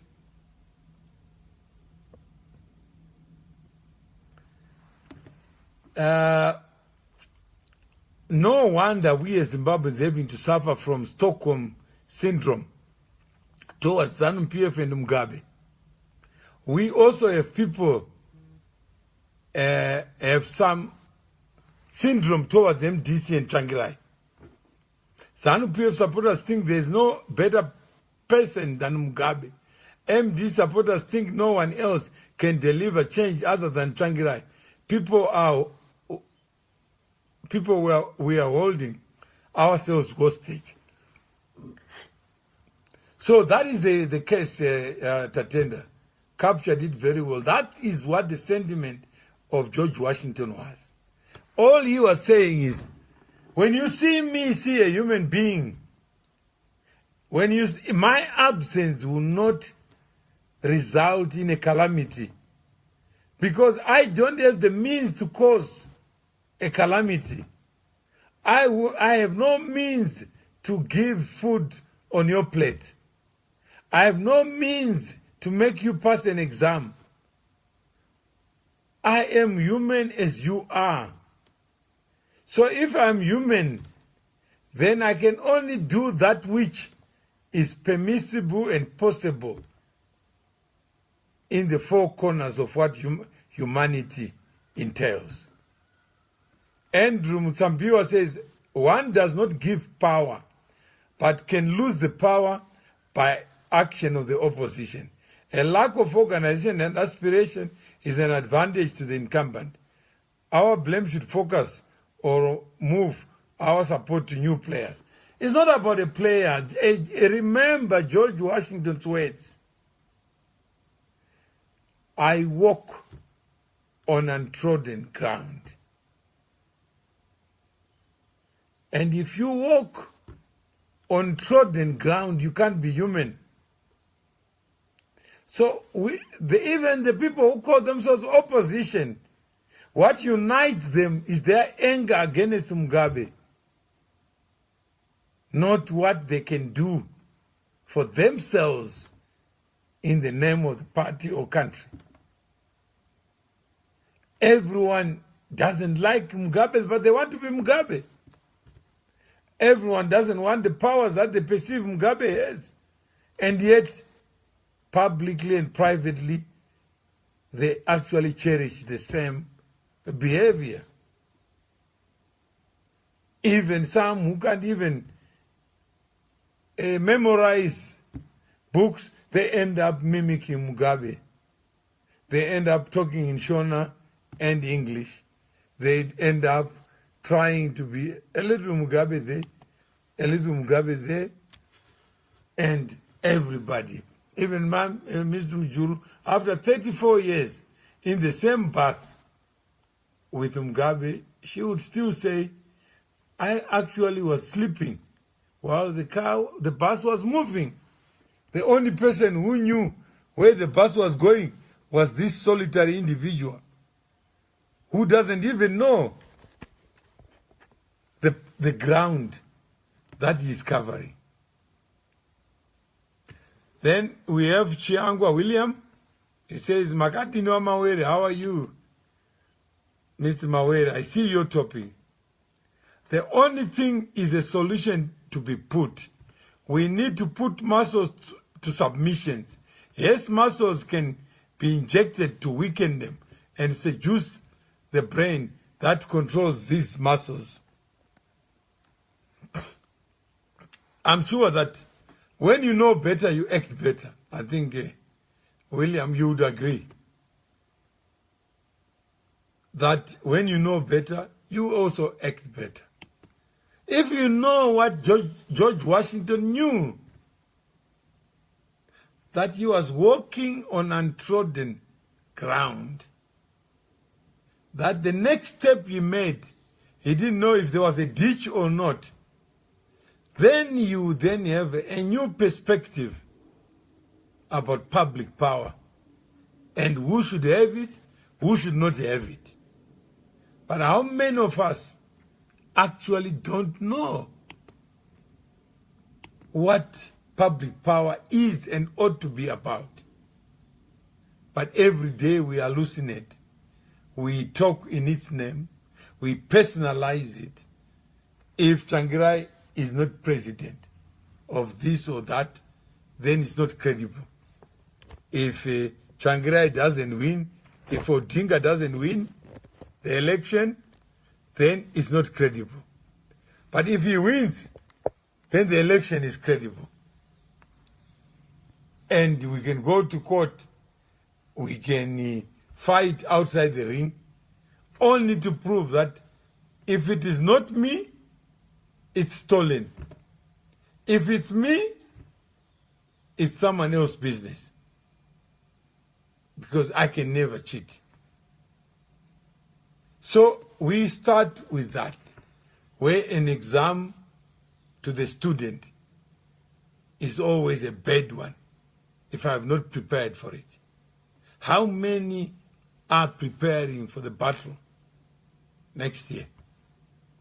How many just wish that the harvest will be there anyway?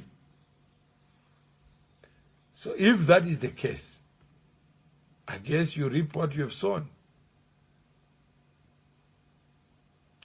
And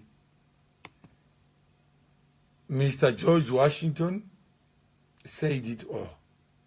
So I got 12 minutes to wind up. So if you have any burning comment or question, please shoot it.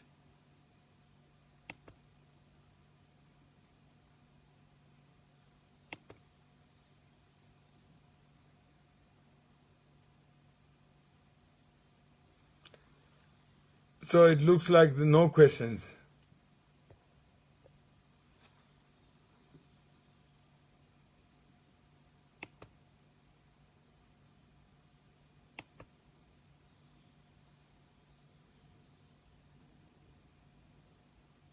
Okay, add more Makunura. Can you speak to the issue of incumbents and how replete it is with bad example? I suppose you mean the incumbent who may not also have walked the untrodden ground, but people assume. Incumbents itself is a disease. And it's also a silver spoon. Because an incumbent gets free coverage, an incumbent gets free publicity. You are on the front page. You are this, you are that. So the brand activation is part and parcel of incumbency.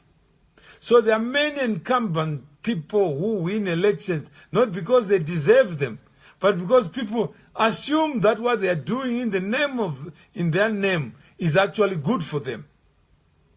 So you find the narrative who always focus on that brand. It's a universal problem. It's not a Zimbabwean problem. Even children of famous people, wives of famous people, husbands of famous people, who end up being viable, not because of anything. If you appear on air, you appear to make sense, people begin, independent of you, to factor them, you in their own future trajectory, that untrodden path. They think that person knows better. And then how do we come out of this hostage then? There is no hostage. The hostage is the demon in you. The hostage is you refusing to take ownership. This is your future. It is not anyone's future. Every citizen will walk on an untrodden path. Life itself is random. Does not have a textbook. Does not have a compass.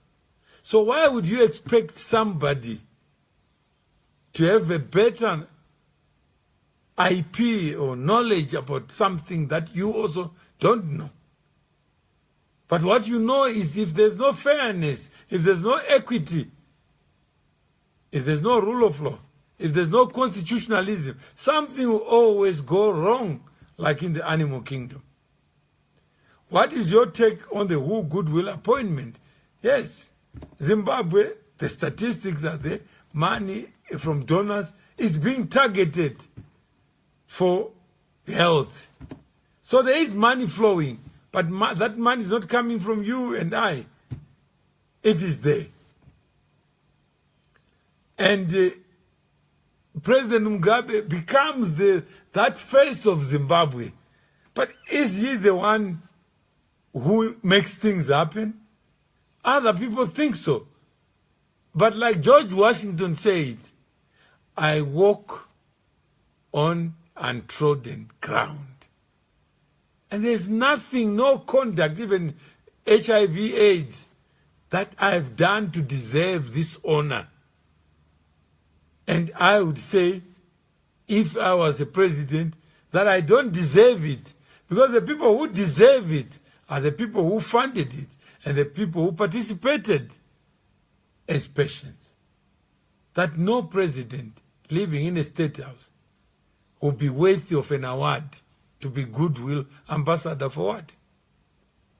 Kuda says the problem with Zim, they expect people to come up with solutions to them to be the solutions. Yeah.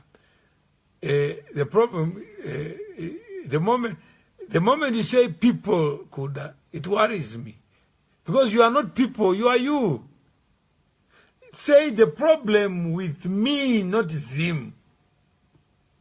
Zim has no appetite. Zim will never be buried.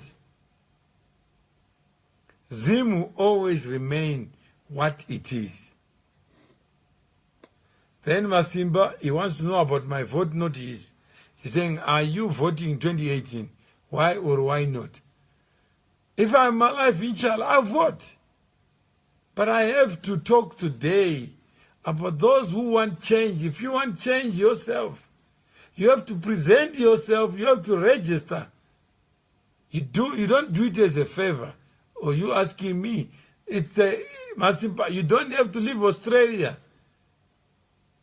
But you can energize people to vote. They must know why this election is so important. Why a new trajectory, a new perspective, a new paradigm, a new envelope is required. Not that you don't like President Mugabe, no. That's too cheap. Because himself is also walking on an untrodden path.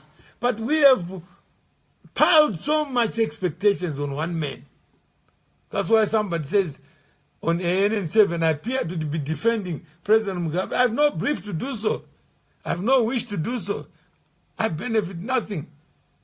But what is true, I can't lie to you and say one man knows everything. And therefore, I blame that man, not myself. Mr. Mawere, tatenda nyama zao. Where does most of the Zimbabwean economy rely on? Between mining, farming, industry, and tourism. Again, the statistics, I think mining is still a contributor. Agriculture, you hear the statistics. Industry, that's where the biggest nightmare is, because the economy is small, the supply chain is complex, difficult, and unrewarding. Tourism, again, there are people who visit, but not sufficient. As long as the country is troubled, money doesn't require any violence, any confusion, any conflict. The countries where there's order, where there's rule of law, where there's certainty, where there's a clear direction. I imagine somebody, you go to a country and says, I don't want to leave office because I gave you land. You would say to yourself, what does that mean? Because the creator of life never wanted one man to have any connection with his gifts. The gifts were created for all, common to all. They were not created so that they are owned by one or two individuals. But how many believe that mining, that the mineral in the ground, silent as it may be, when you find it, it leads to violence, it leads to confusion, it leads to arguments. Then the best is to do nothing. If SMM was a mosquito, who would want a sledgehammer to kill a mosquito? No. It must tell you something. If Mawere was useless, why bother? Chaka Temple. He says, what do you think about Zimbabweans treat each other? Do you think it all comes from the top? No. Chaka, we are sovereign people. There's no osmosis or process of diffusion where Mugabe's brains can penetrate your brains. You have your own brain, your own mind. And the mind is the greatest gift of all. Use it.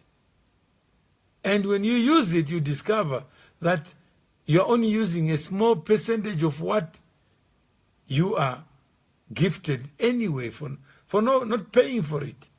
Who would have a life created just to cause confusion on your brain?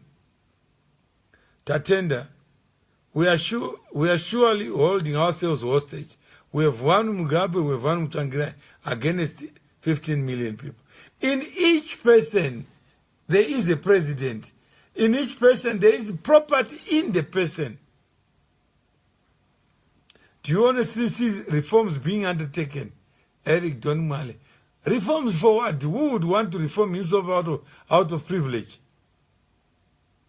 There are very few people who would want to live. Imagine you pray for them to leave office. You pray for them to be redundant, to be irrelevant. You better waste your prayers on something more honest and more forward-leaning. Pray about yourself and what you are going to do and how you are going to communicate to your friends. Because we do. How do you know one is the best doctor? When people talk about it, but you can't all 15 million or the eligible voters be complaining about one man and his crew and fail to realize that it is your life that is more important than the people in the cabin that you created. Why is it important for me to vote in 2018? I voted before, it wasn't transparent. Still the same process.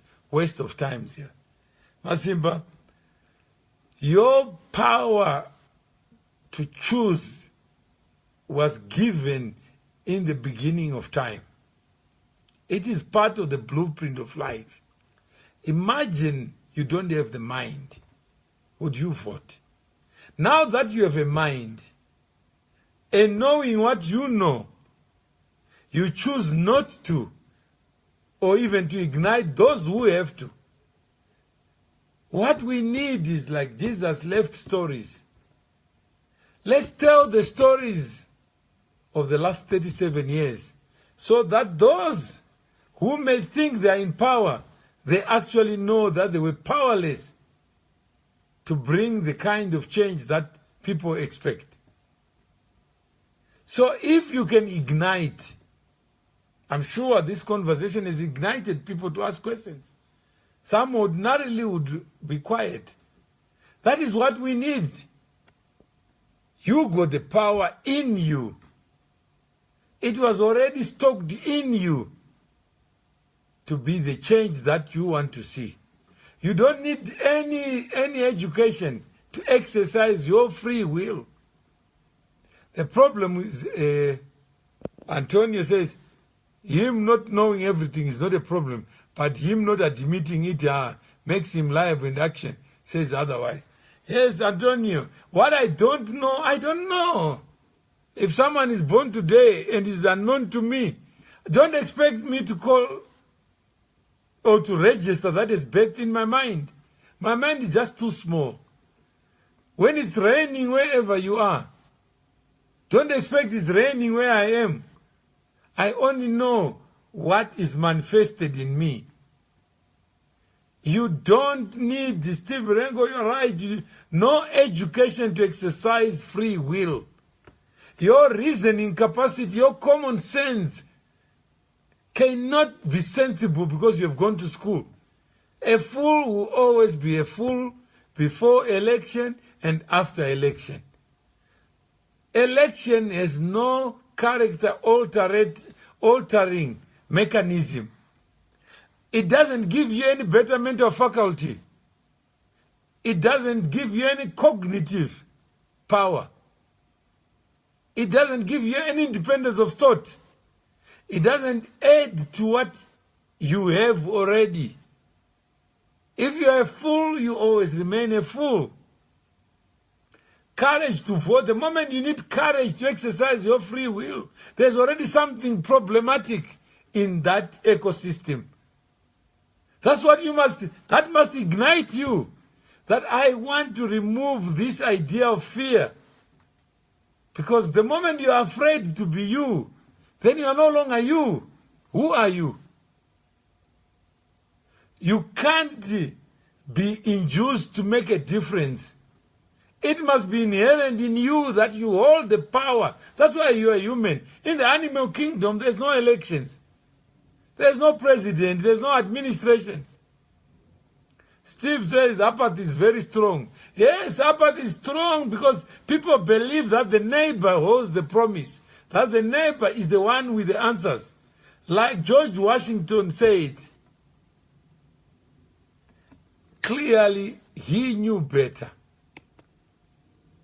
That I walk on untrodden ground. But how many people expect a president to have walked before others like a teacher? How many expect a president to know better about that which he has no clue about?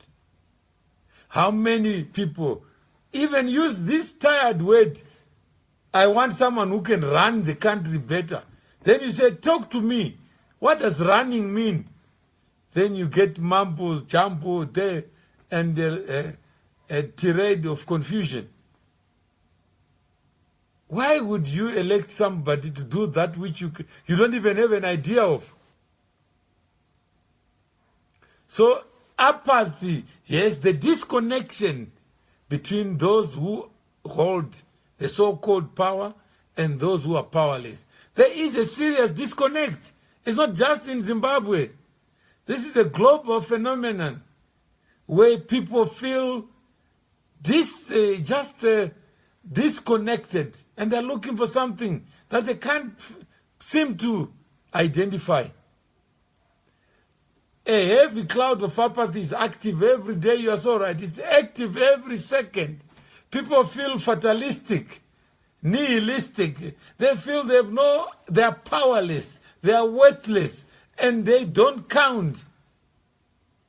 And that somebody has to take care of them. That benevolent person ought to be the leader. Why elect benevolence when election itself is not an act of benevolence? How many people just vote without thinking? Then after voting, immediately they start hallucinating.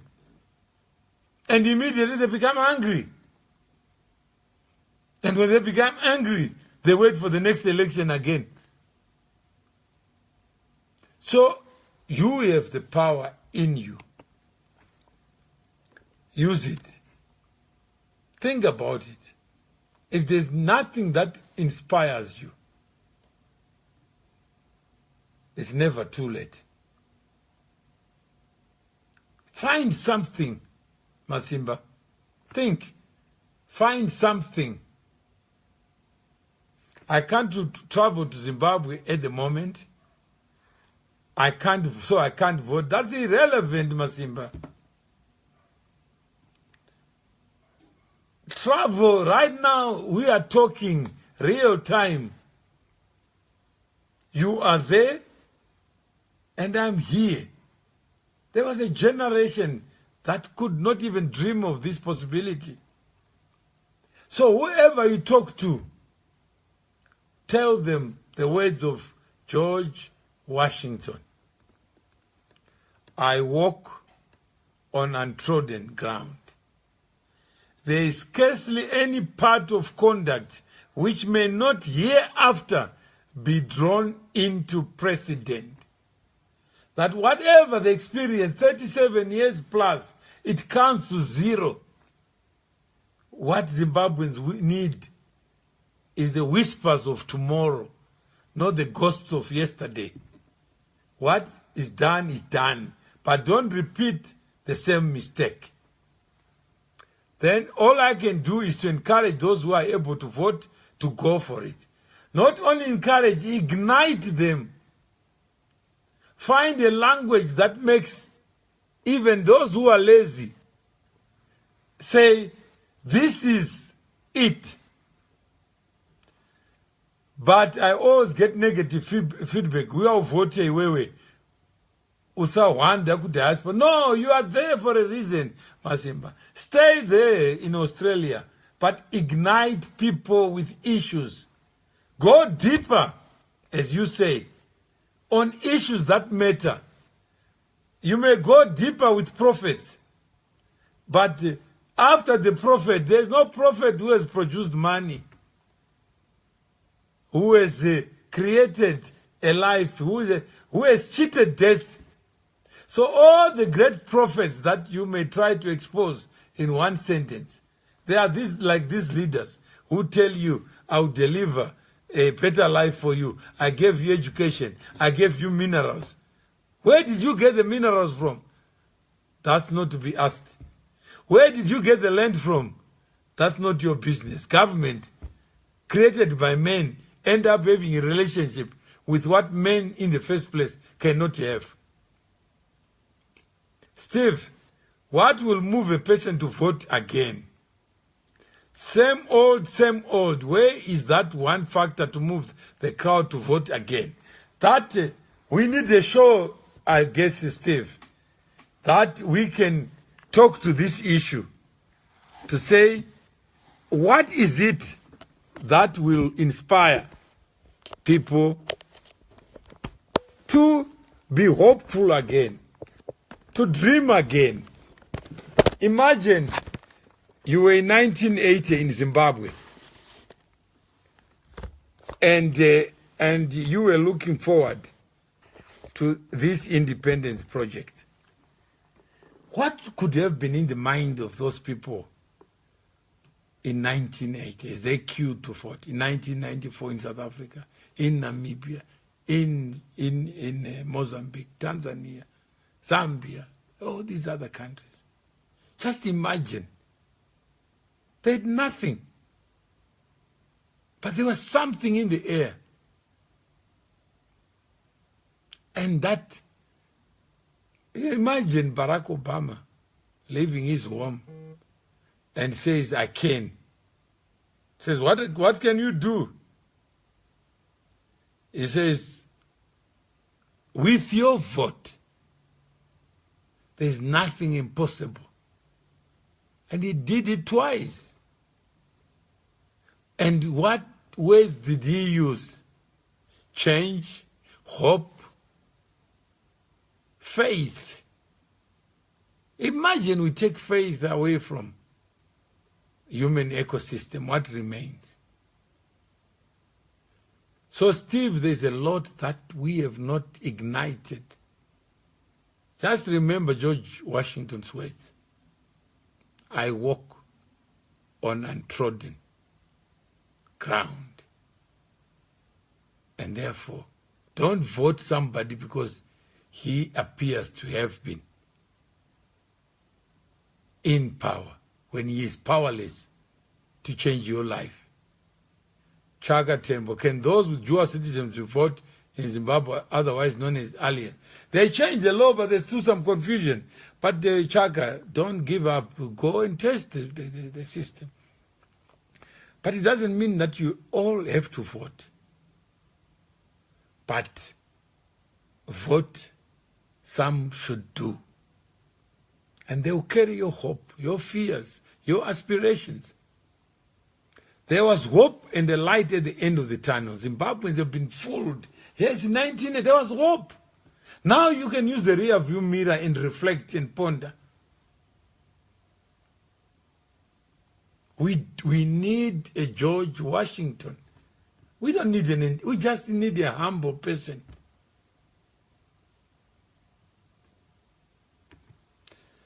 Then Zimbabweans have been fooled. It isn't how it started, how did it go on.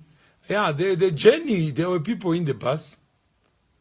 And those people, they must also look at themselves, not look at the person who is a victim in State House, called the president. Yes, I think a show is needed. I think, Msipa, thinking is too small. Acting is already too late. This journey of change starts from the last election. Take stock of what has been done. Listen to the voices. Listen to all these people. Listen to Lloyd. You never mention SMM. He's talking about MDC. You never talk to issues that we know. And do you want a show about voting? Please type yes. Msipa is already done. That's active citizenship. Courage Monga, you say I've not seen your question. I may have. I don't see it, so it must have disappeared. So you can retype the question. Something I wrote some years ago: Zimbabweans' long night will be broken by dawn. It will take a miracle to see their sunrise. Yeah, I continued because last feed was cut off here. Courage in the hippie. Please send your comment again. I didn't see it. So let me just check on Zimbabwe today. There are comments there.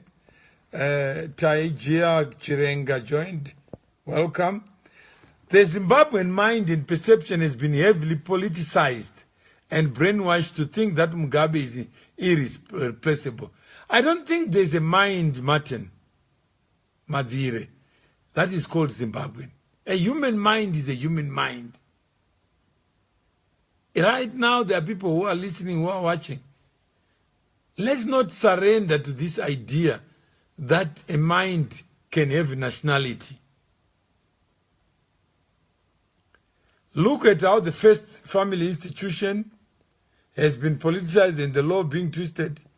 I guess if you are in the car and you see a hitchhiker, what happens? Would you stop the car?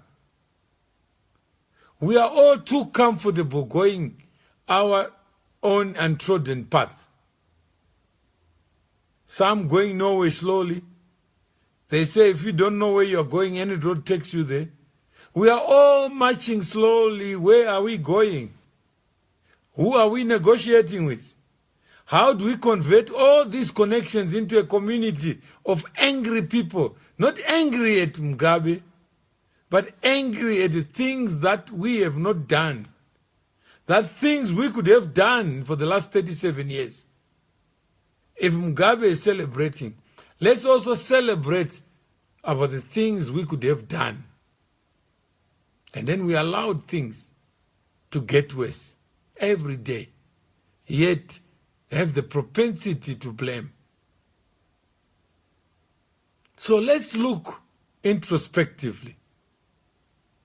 2013 to 2017, 4 years. What did you do? Then Steve says the risk of intimidation by Mugabe's people is very real. Are the votes really counted objectively?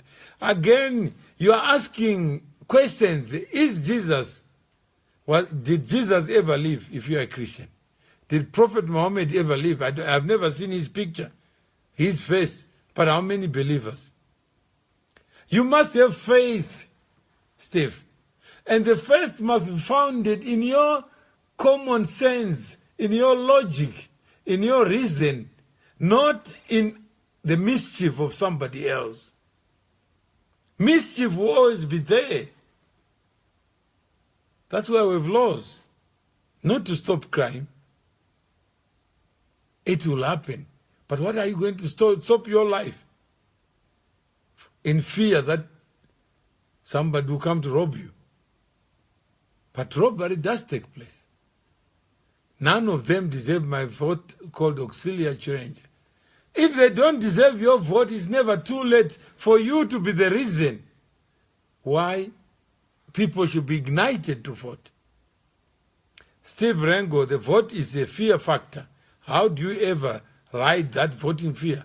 If you vote, Steve, life itself, when properly construed, is a journey of fear.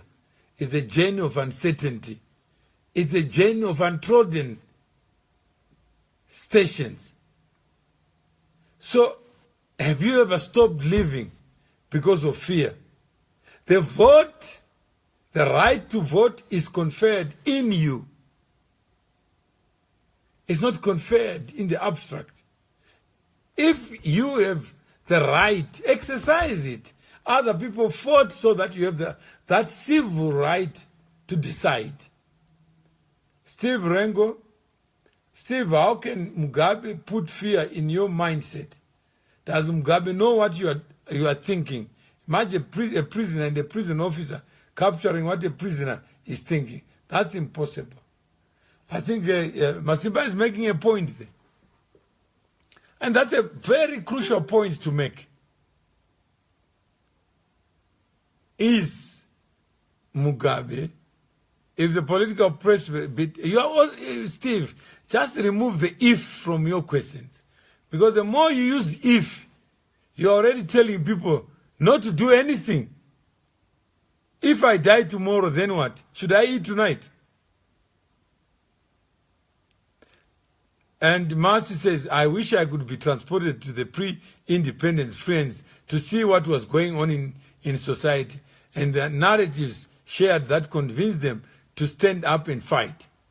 What is it they shared amongst them? Themselves. A fly in the wall, then Tongo Garabob, Ngomo, etc. said and plotted. Yes, you can go there, I think, Marcy. It's important just to get back this buzz. What was it like? How can you reignite it? No, it's a real factor, so Steve says. A factor to overcome. It's not to stop. It's not it's not to go through the fear. Ziwa, please, let's schedule the next session. When are you available? I think Tinomdaishe Shinyoka has joined us. I think, yeah, we need... have you been ignited? Because Masimba is not talking late when people... If I don't hear 10 yes that who are saying, yes, these conversations are important. The ideas, not the practice, is important. Let's put ourselves in the mind. When I'm thinking of building this house, how many bedrooms, how many bathrooms? It's all in the idea, in the mind. Let's impregnate the mind with these ideas. Let's imagine a Zimbabwe that you have helped create. Tinashe Mutarisi said yes, number 1. So I count you as number 1. Number 2, it's Mukoma Masimba, but he's in Australia. So let's get the first 10 to know that we have the quorum to build a synagogue. Because we can't build a synagogue with 2 people. And you must be able to frame and shape. Fear existed even for Mandela, even Mugabe himself. The fact is that they overcame that fear and worked in spite of it. Yes, life itself is fear in motion. I'm optimistic in view of the pessimist. I must confront the pessimism to get through to the optimism. Then I echo volumes of those who have lost faith in our role, that's courage, in our courage monger, in our role to playing democracy. Why as a people are we not led to constitutionally choose that which will represent our voices? Should we not vote to a voting system body before the candidates, e.g., likewise Brexit, gay marriage, as other countries do, open the platform to the wider nation before slamming the door behind parliament hinges? Yes, I think courage, you may have a point, but there is no fodder, no raw materials for democracy than you. You are the missing part. There is nothing that any person with borrowed power can do without the consent of the people from whom the power is borrowed. Never be afraid to speak your mind, to exercise your sovereign right to cause outcomes. And Tapuana Che Zaita, Martin, number 3, Kuda, number 4. So I'm counting. Zimbabweans have been made complacent. Our country is the most educated people in Africa, but nothing is done. You see someone with a degree selling tomatoes just said, Mugabe and his ministers enrich themselves. Again, Tapuana Che, remember that the people you look up to are you. They also have the capacity for mischief, have the capacity to privatize government, have the capacity to use governmental power, your power to settle personal scores. So never think that there is any saint. Even priests are sinners. So don't think that any one of us can rise above the limits of what it means to be human. And if we want a referendum, we have it. The biggest problem is that even if there's a referendum in the history of Zimbabwe, we show there was a referendum. And the yes and no's, when they were counted, the results spoke for themselves. Tinashe Mutarisi, the hippie, Mukoma Nash, Doda Paint, Yokupenda Ballot Paper 2018. So I think there we are. We only have 4 people, so it means we can't move forward. How many of you are ignited to think and even courage? All I'm saying is that whatever voting system you put in place, it can't substitute the human element, the human being who has to present himself and register, who after that present himself to vote. And we are voting to say we want to have these conversations, Mercy. Whether this there are a lot of conversations taking place in the cyber world. All of them And most of them, they appear to be talking about the future you want. But we don't seem to be advancing.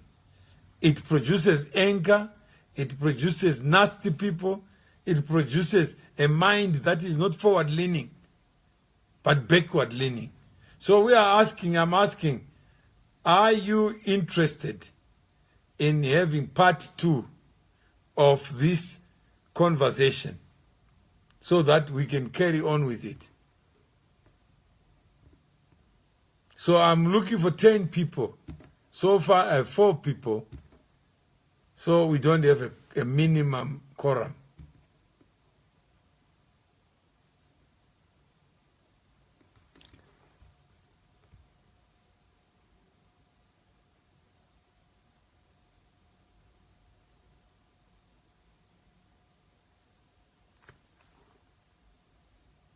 Okay, I think Courage says, sounds like you are saying, maybe the way I express it, it may sound, but what I'm saying is something.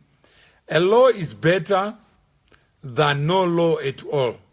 But I think an unjust law may fool you to believing you are being represented. Awareness not to vote for the people, but our right to vote. Yeah, you are right. The problem is democracy, as you will understand, Courage. The people you vote into public office have no idea of who has voted for them. Their loyalty often defaults to people they know. So human beings by nature are random, subjective, vindictive, selfish, and they do many things in the name of the public. Even people who go to parliament, they actually are not there to act in your interest. That's why vigilance is always the answer. Whether in between elections, don't wait for elections to register the way you want to go. So you have the power even to change laws. You have the power to be angry, and be angry. You have a right to be angry. But also be angry at yourself. Begin with the person in the mirror. When we are discussing right now, we have 7 people. We have 8 people now who have registered. And we are saying, let's deal with this in a holistic manner. Because sometimes we're angry at the wrong person. Yet we think we're angry in the name of the universe. We think parliamentarians go to parliament to act in our interest. But actually they are not there to act in our interest. They are there to act in their own self-interest. And in the interest of the people they know. Then Benford Mafua says, Tapuanas, I don't think Zimbabweans are educated. Being educated and being literate are 2 different things. You need to make that point over and over again, Benford. Literacy is what could be the elephant in the room. That we are not literate. So, Steve, we are at 9. We'll answer that question when we reach 10 people.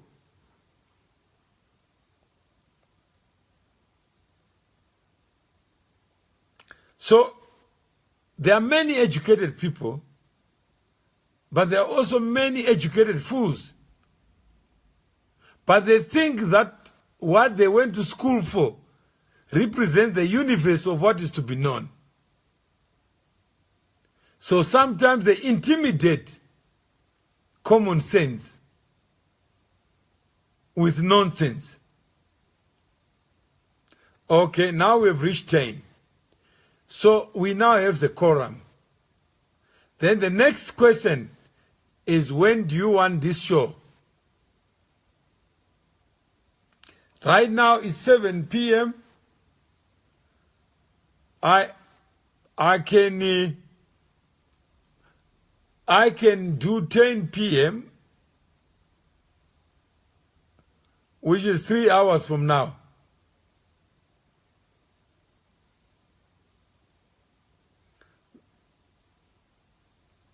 Those who are sleeping in wherever you are, I can do 10 to 11:30.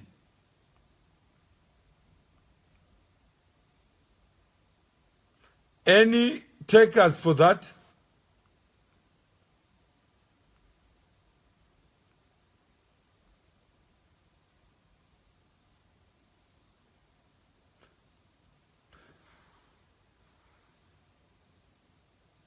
No, 10 p.m. Mukoma Masimba. It's not the 10th. Oh no, Obile is the 10th. So we've reached the Quorum, Masimba. So now we have to make the decision. So number one, Steve.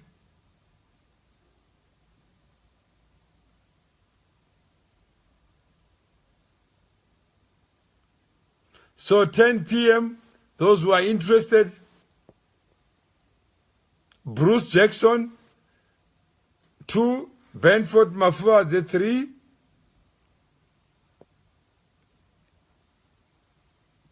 $10 p.m., 10 p.m.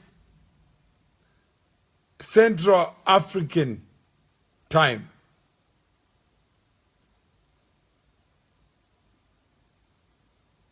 So it's 3 hours from now. If Chivo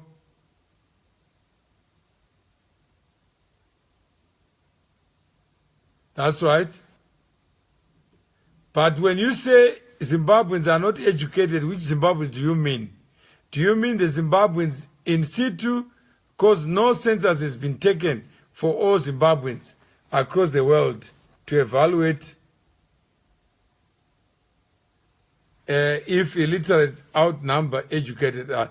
I agree with you, Mercy. It's irresponsible for us to make that election and make that blanket statement and even to categorize people as Zimbabweans, because the mind knows no border.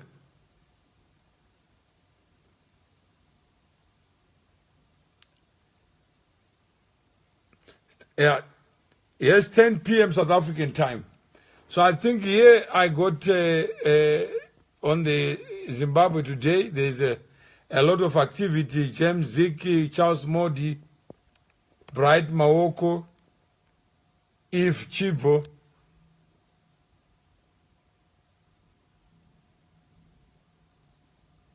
Okay, Tinashe Mtarisi, that's fine. Thanks for being up. And please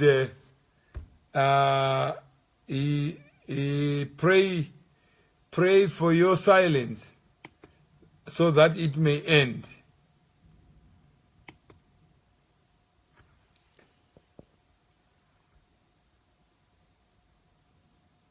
Okay, so I think we are getting there. We need 2 more.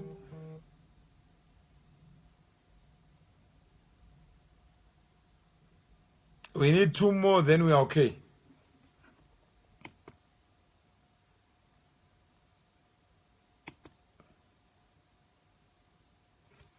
Yeah, Steve, you always get the Facebook message at the time when we are on. You are sure to get it.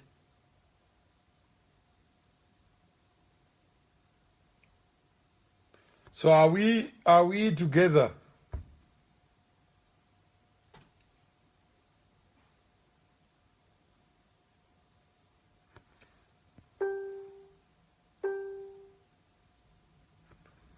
Okay. Great. So on that score, we can say goodbye. Hope you enjoyed it. And formulate questions. Think about what could possibly bring back the spirit of 1980. Mercy, I think, just imagine. We will play that part as well, just to revisit what people were saying in 1980. And we journey to 2017. And we see where the fault lines are.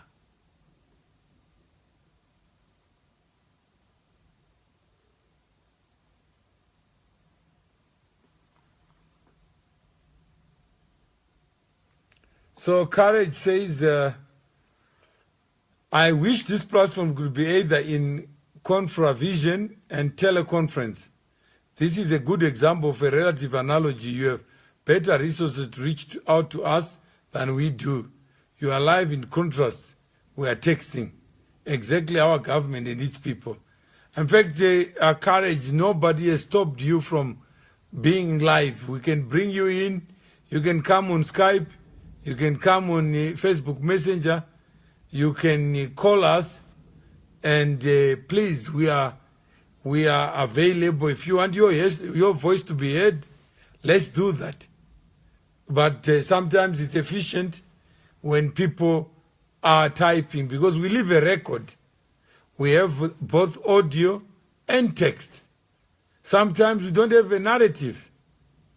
And I hope we can keep these narratives and share them. People can go on the page and don't have the burden of using their eyes only. They can hear the audio. They can also prepare things. So I think bye-bye. So let's talk about that at 10 p.m. Thank you very much.